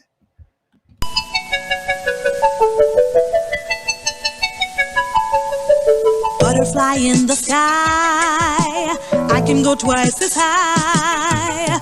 Take a look, it's in a book, a reading rainbow. I can go anywhere, friends to know and ways to grow, a reading rainbow. Let's get that read. It's in a book. Take a look. Reading Rainbow. So I'm gonna need you guys to read, man. Read a book. All right. Sheesh. As y'all can see, this is Ancestral DNA, Human Origins and Migrations, and this is gonna be the last source dealing with this. I know y'all been in class for a second. This ain't gonna take too long. From Africa to the Americas. This chapter elucidates the dispersal of anatomically modern humans from Asia into the American continent, delineating the stages of their trek by the use of different tools and fields of knowledge such as archaeology, anthropology, genetics, folklore, and art. So you see, this is going to be an interdisciplinary study. Connections are established between specific regions in Asia, such as the Altaic in America. The origin of Proto-Americans can be traced back to the original African migrants who settled in the Near East. Investigations suggest that the direct ancestors of extinct and extant Native Americans derived from the populations of the Altaic region of Central Asia that arrived from the Near East about 42,000 years ago. Then they migrated to the northeast Siberia approximately 35,000 years ago and reached the Beringia land bridge about 15,000 years ago. A migrational pause in Beringia of about 15,000 years may have provided the time of microevolutionary changes to occur, thereby generating genetic and linguistic diversity. The factors that played a role of these migrations include climatic conditions, diversity of habitat and geographical barriers, genetic markers, anatomical features, language, culture, and spiritual practices signal a kinship between the ancestral Asian and American populations. Let me read that again. Genetic markers. What are those markers? C and Q. Anatomical features, language, culture, and spiritual practices signal a kinship between the ancestral Asian and American populations. Keep reading. It says in 1590, a Spanish Jesuit priest and naturalist by the name of Jose de Acosta posited the notion that Native Americans were descended from hunters who had come to America from Asia. It is not clear what observation or ideas prompted him to formulate such a theory, considering that over 400 years ago, he had little scientific information on which to base such an assessment. Since the prevailing views at the time where the Columbus discovered China, it is possible that Father Acosta was influenced by the ideas of the time. Since then, scholars have tried to elucidate the exact provenance, route, and time of migrations of paleo-natives to America in a number of disciplines such as anthropology, archaeology, linguistics, and genetics have contributed over the years trying to answer these questions. Today, more than 4 centuries after Acosta's initial declaration, investigators are still in search of explanations. Over the years, we have learned that the origin of Proto-Americans can be traced back to the original outer African migrants that settled in the Near East. And I've said this in shows I've done prior. The Near East encompasses the Caucasus. The Near East encompasses Egypt. The Near East is huge. When you see people say the Near East in a book dealing with geography or history, the Near East is encompassing a huge area. Okay? Now watch where they say these people come from. It says, migrants that settled in the Near East, probably in what is today northern Pakistan, approximately 60,000 to 50,000 years ago. So they're saying that these people came from Pakistan. Interesting, okay? It says from the Near East, this population dispersed in different directions. One branch traveled along a coastal route bordering Southwest Asia, the subcontinent of India, Southeast Asia, and finally into Oceania. You know, those people that that Ron Dalton is saying is Israelites. No, these people come from Pakistan, and they're not Israelites. They're Japhites. So we pointed out CF lineages, which this will be Q, which falls on the CF lineage, would mean that they descend from Japhet. As Josephus says, the Japhites will be the first peoples in Europe, and the earliest fossils that we find in Europe have haplogroup C, haplogroup IJK, haplogroup K in Romania. Therefore, this is the lineage of Japhet. These Paleo-Americans will be from Japhet. Another dispersal wave migrated in northeasterly directions, eventually reaching Central Asia about 42,000 years ago. Investigators have proposed that the direct ancestors of extinct and extant Native Americans derived from the Altaic region of Central Asia. From Altaic, Paleo-natives traversed toward Northeast Asia, reaching extreme Northeast Siberia approximately 35,000 years ago. From there, humans move into Beringia, a relatively flat land bridge that is periodically submerged every 100,000 years or so as glaciers melt during the warm interglacial periods. Now, from here, I got my book pages here. I wrote my pages down this time. Now, I want to go to 360, page 360. And I'm going to wrap this up in a nice little bow. We've seen where they came from. All right. Let's see if I'm missing anything right here. The Near East. While the similarities in language, culture, and spiritual practices may suggest links between groups of individuals, genetic markers are also useful in establishing affinity. You know, DNA, that stuff that you guys deny. This is how you show who's who and where they come from. DNA. For example, genetic markers are increasingly providing information on the story of how modern humans travel from East Africa to Near East and beyond. The immediate landmass encountered by modern humans after they left Africa was what we know today as the Arabian Peninsula. It's postulated that these people arrived in Near East and then started a circum-Indian dispersal eastward along the coast of Iran, Pakistan, and the subcontinent of India. It is speculated that early in this migration, a group of travelers took a turn northward into Central Asia via northern Pakistan. Thus, the Near East, and specifically Pakistan, may have played a pivotal role in the peopling of Central Asia, Northeast Asia, Siberia, and the American continent. So, recap. The Paleo-Americans would have dispersed from Pakistan. The haplogroups that they harbor, C and Q. These haplogroups have nothing to do with haplogroup E at all. Let's keep reading. I'm almost done. The first modern humans that occupied the Altaic territory were migrants from Southwest Asia or the Near East, possibly northern Pakistan. This part of the world is located within the putative southern coastal route traveled by modern Homo sapiens in their out-of-Africa trek. It is thought that these modern humans reached a part of Southwest Asia approximately 60 to 7,000 years ago or earlier. soon after the Red Sea and or Levant crossing from Africa into the Arabian Peninsula. Indeed, cave habitation has been detected in northwest Pakistan from the late Paleolithic, but fossil remains are limited. Today, Pakistan is comprised of a very heterogeneous group of populations with a very diverse origins that encompass at least 18 ethnic groups and speak about 60 very distinct languages.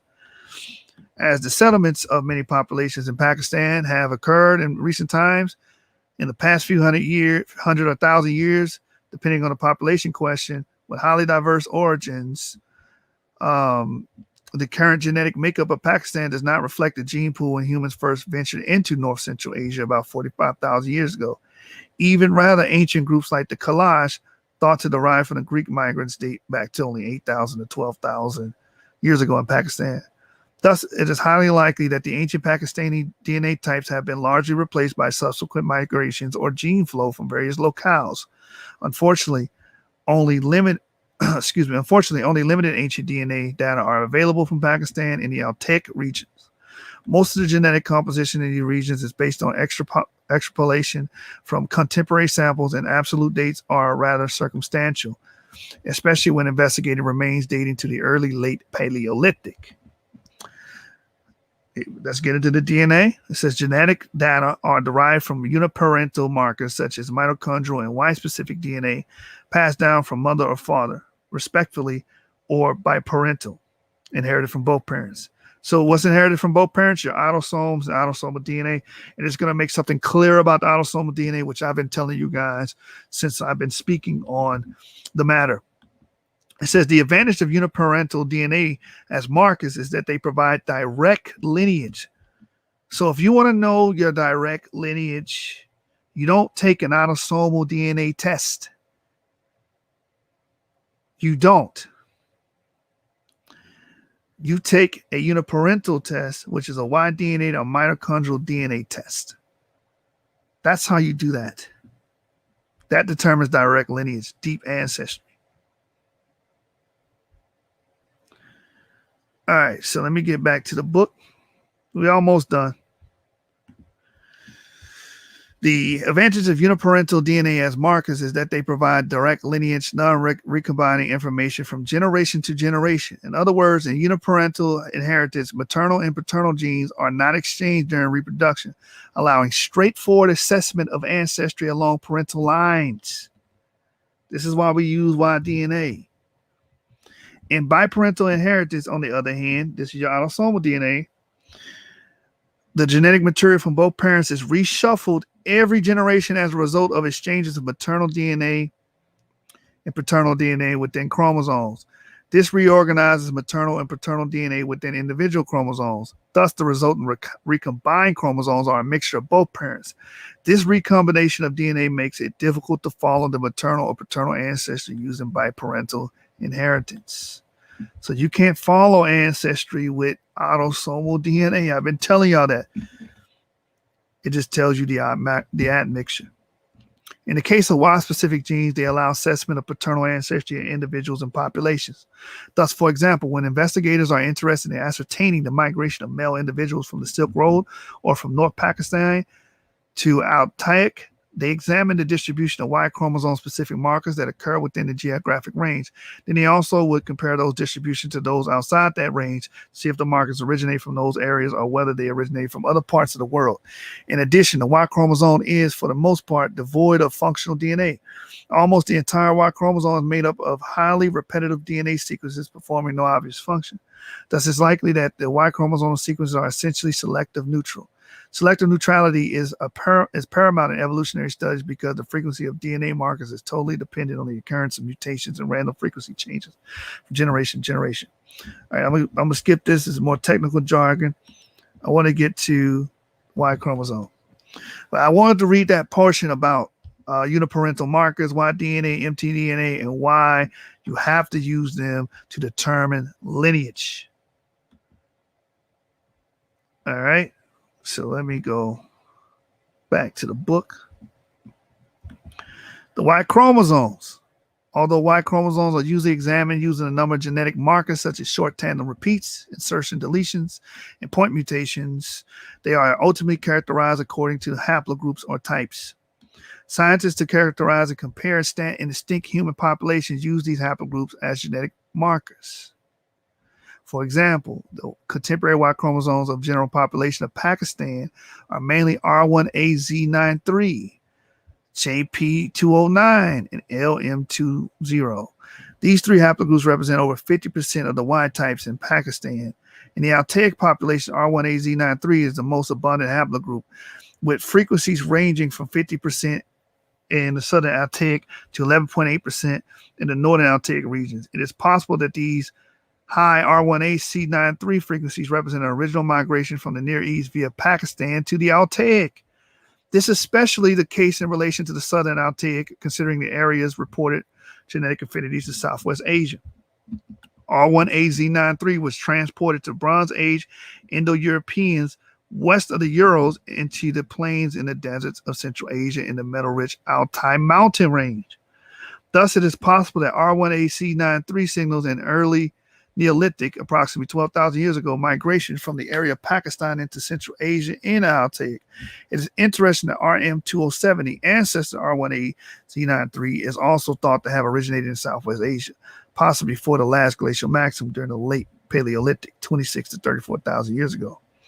In pertinent investigation, 24,000-year-old remains of a boy, the Malta boy, belonging to haplogroup RM207, were recovered from an area just east of the Altaic.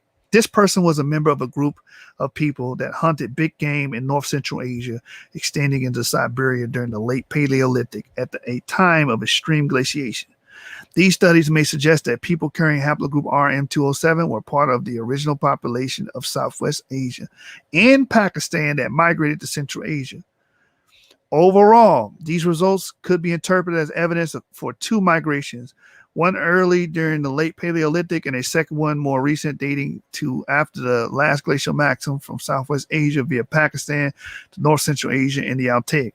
Surprisingly, when the complete genome, entire DNA of the 24,000-year-old Malta remains and an additional individual from Afantova Gora Mountains dating to 17,000 years ago were sequenced, investigators found a surprisingly close affinity between Native Americans and modern-day Western Eurasians that specifically linked them to the Near East and no connection to contemporary East Asians. So through DNA and through this ancient Malta boy, they have shown a genetic link. This is how they're able to infer the migration pattern via what? Pakistan. This is where you people originally dispersed from. These will be Japhites going into Paleo America. Let me read that again. Investigators found a surprisingly close affinity between Native Americans and modern-day Western Eurasians. And why are they connected to modern-day Western Eurasians? Because of haplogroup RM207 that was found in the Malta boy. Now, if you know about phylogeny, you know that R and Q are brother clades, and they both descend from the same parental clade, which is haplogroup P. And we see these groups being directly linked together. And it says, with no connection to contemporary East Asians. Furthermore, it was estimated that approximately 14 to 38% of current Native American ancestry derives from West Eurasian populations, represented by these two ancient individuals. These data support the contention that at least some of the Paleo-Americans that migrated to America initially originated from West Eurasia and not from Northeast Asia or extreme Northeast Siberia. This information and the genetic connection to the Near East and Pakistan by the way of the Altaic could offer an explanation for why several crania of Native Americans exhibit morphological characteristics that do not resemble those of East Asians, but rather those of West Eurasia. Another pertinent Y chromosome marker, J, they go to haplogroup J again, dash P209, originated in the Near East about 42,900 years ago, 42,900 years ago, and from there it expanded into Pakistan. Here we go. And then North Central Asia. Although JP209 is only present at 2.5% in Southern Altaic, this marker may represent genetic flow from the Near East as well. However, this marker does not appear in Native Americans and thus considering its low frequency in the Southern Altic, it is possible that JP209 dropped out via random chance genetic drift from the starting Asian Paleo-Native migrants before the Beringian crossing, or it was lost from the founding population after the arrival to America. Pakistan and the Southern Altic share a number of other Y chromosome markers as well. Of those, haplogroup QM242 and CM130 are particular interest as they are also found in America. QM242 is the original mutation that gave rise to lineage Q. All other types of Q haplogroups derive from it. QM242 possibly originated in Central Asia approximately 31,000 years ago, and from there expanded to the north and west, eventually reaching the Altic, northern Siberia, and then the American continent. At the southwest extreme of its range in northern Pakistan, the frequency of QM242 ranges from 2.1% to 5.2%. Depending on specific population in question. It is in Pakistan that the most ancient types of the Q haplogroup are seen. The less defined and older QM242 and QM346. The QM346 type derives from QM242. The QM242 type is ancestor of QM346. QM346 originated in Central Asia in the northern Altic. The frequencies of all haplogroups Q categories range from 68% to 40%, and these individuals are almost totally of the QM346 type.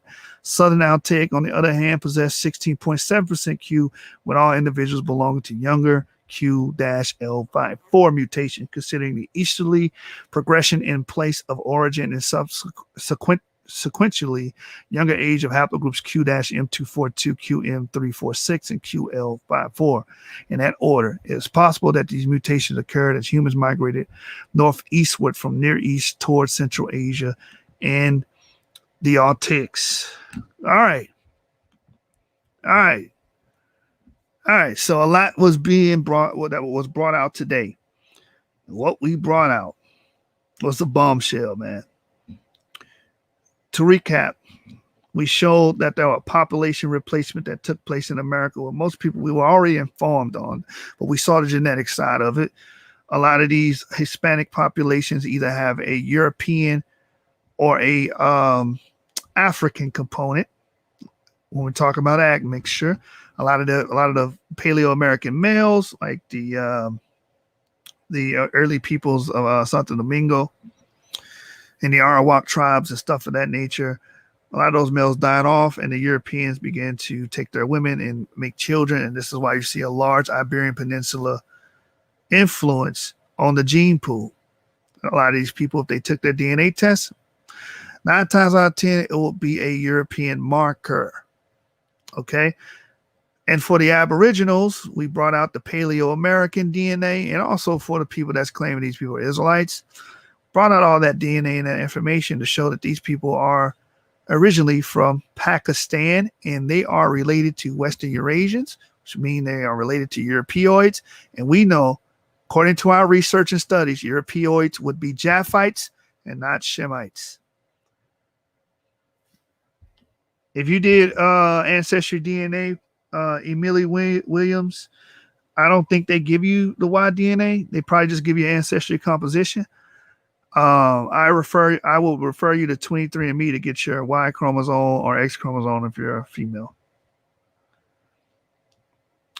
He said, read Isaiah 56 for those upset about the info. So again, recapitulate again. These people come from the Pakistan area and radiate through the Altic and Central Asia into America.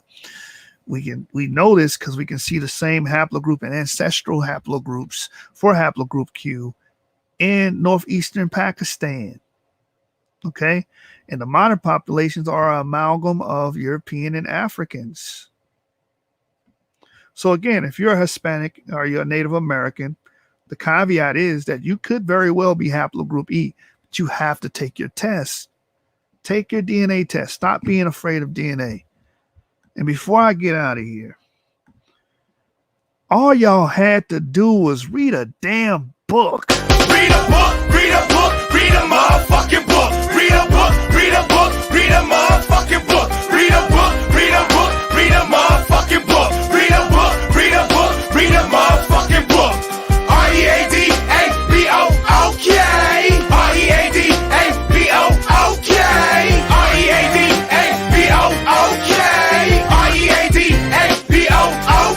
Not a sports page, not a magazine, but a book, nigga. A fucking book, nigga.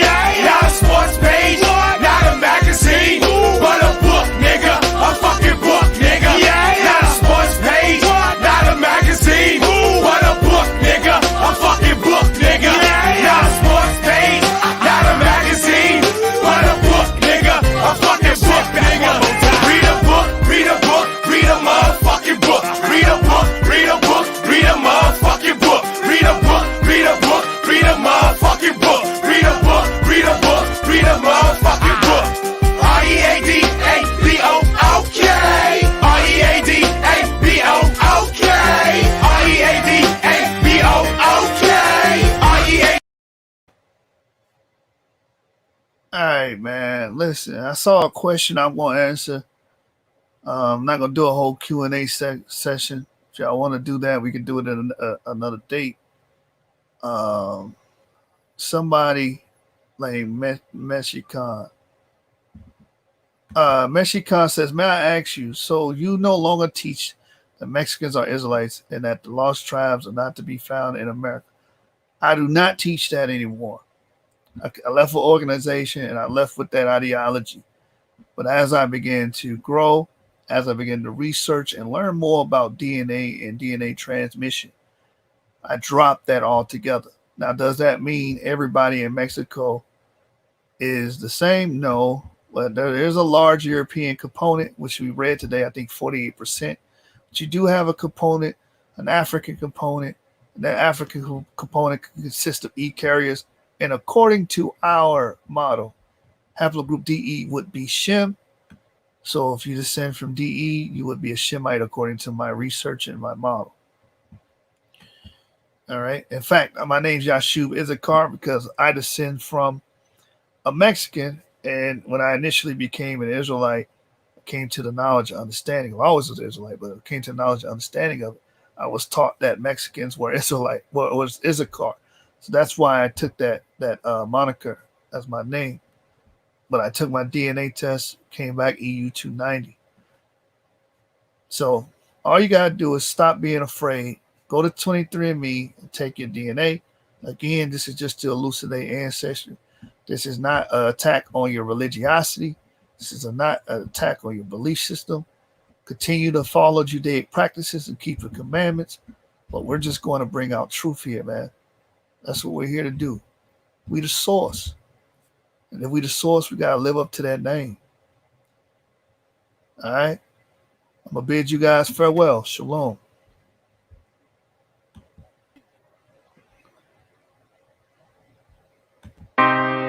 Say, this morning when I got up, had a strange feeling like something ain't right.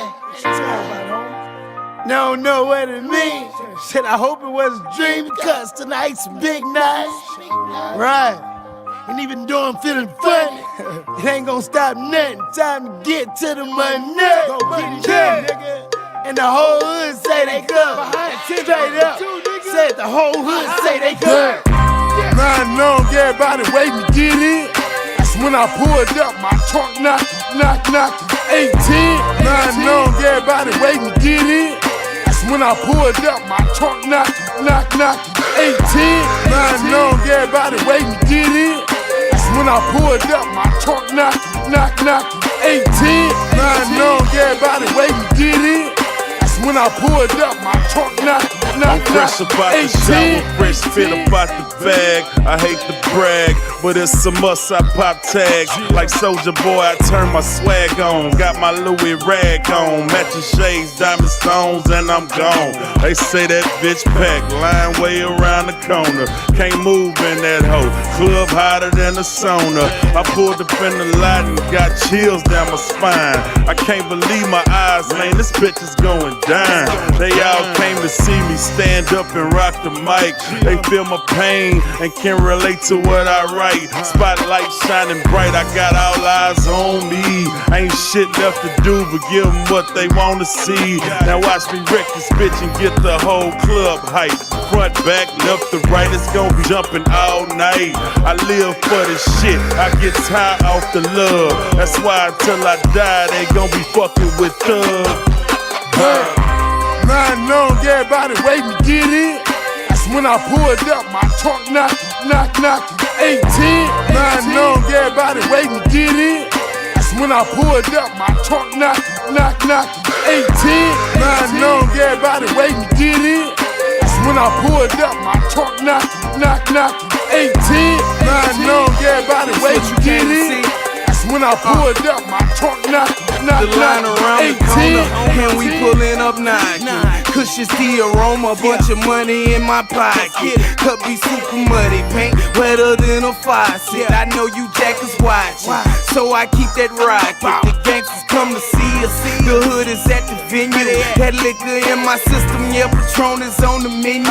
They holler for them soldiers, and here we come, nigga. Yeah, that mic, thank God, and then this where you from, nigga. We reppin' for them gangster bitches and them slum niggas, and all them hog niggas grinding, getting dumb figures. The homies in the pen, the ones that's in the sky. What's that you represent? Let me see you hold it high. Yeah, they been waiting on us. Get love from the owners. Walk up in the spot with something fully loaded on us. We tearing off the roof. I hope you got insurance. The lights is on us. Hope you enjoy the performance. Hey. 9 long, everybody waiting to get in. That's when I pulled up, my trunk knocking. 18, 9 long, everybody waiting to get in. That's when I pulled up, my trunk knocking. 18, 9 long, everybody waiting to get in. That's when I pulled up, my trunk knocking. 18, 9 long, everybody waiting to get in. That's when I pulled up, my trunk knocking. 18.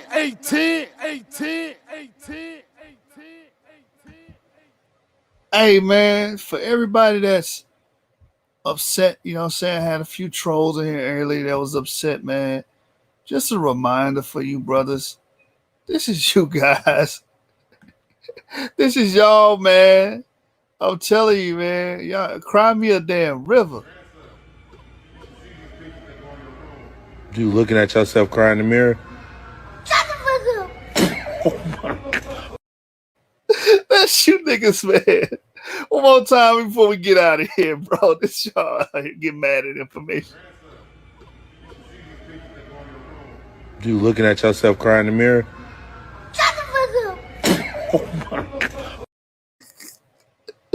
The trifecta. You looking at yourself cry in the mirror? All right, man. 7 gang sauce gang over everything. You know how we rocking, man. 7 candlesticks up, and I've been telling you niggas it ain't a debate. It's a stick up. Gang.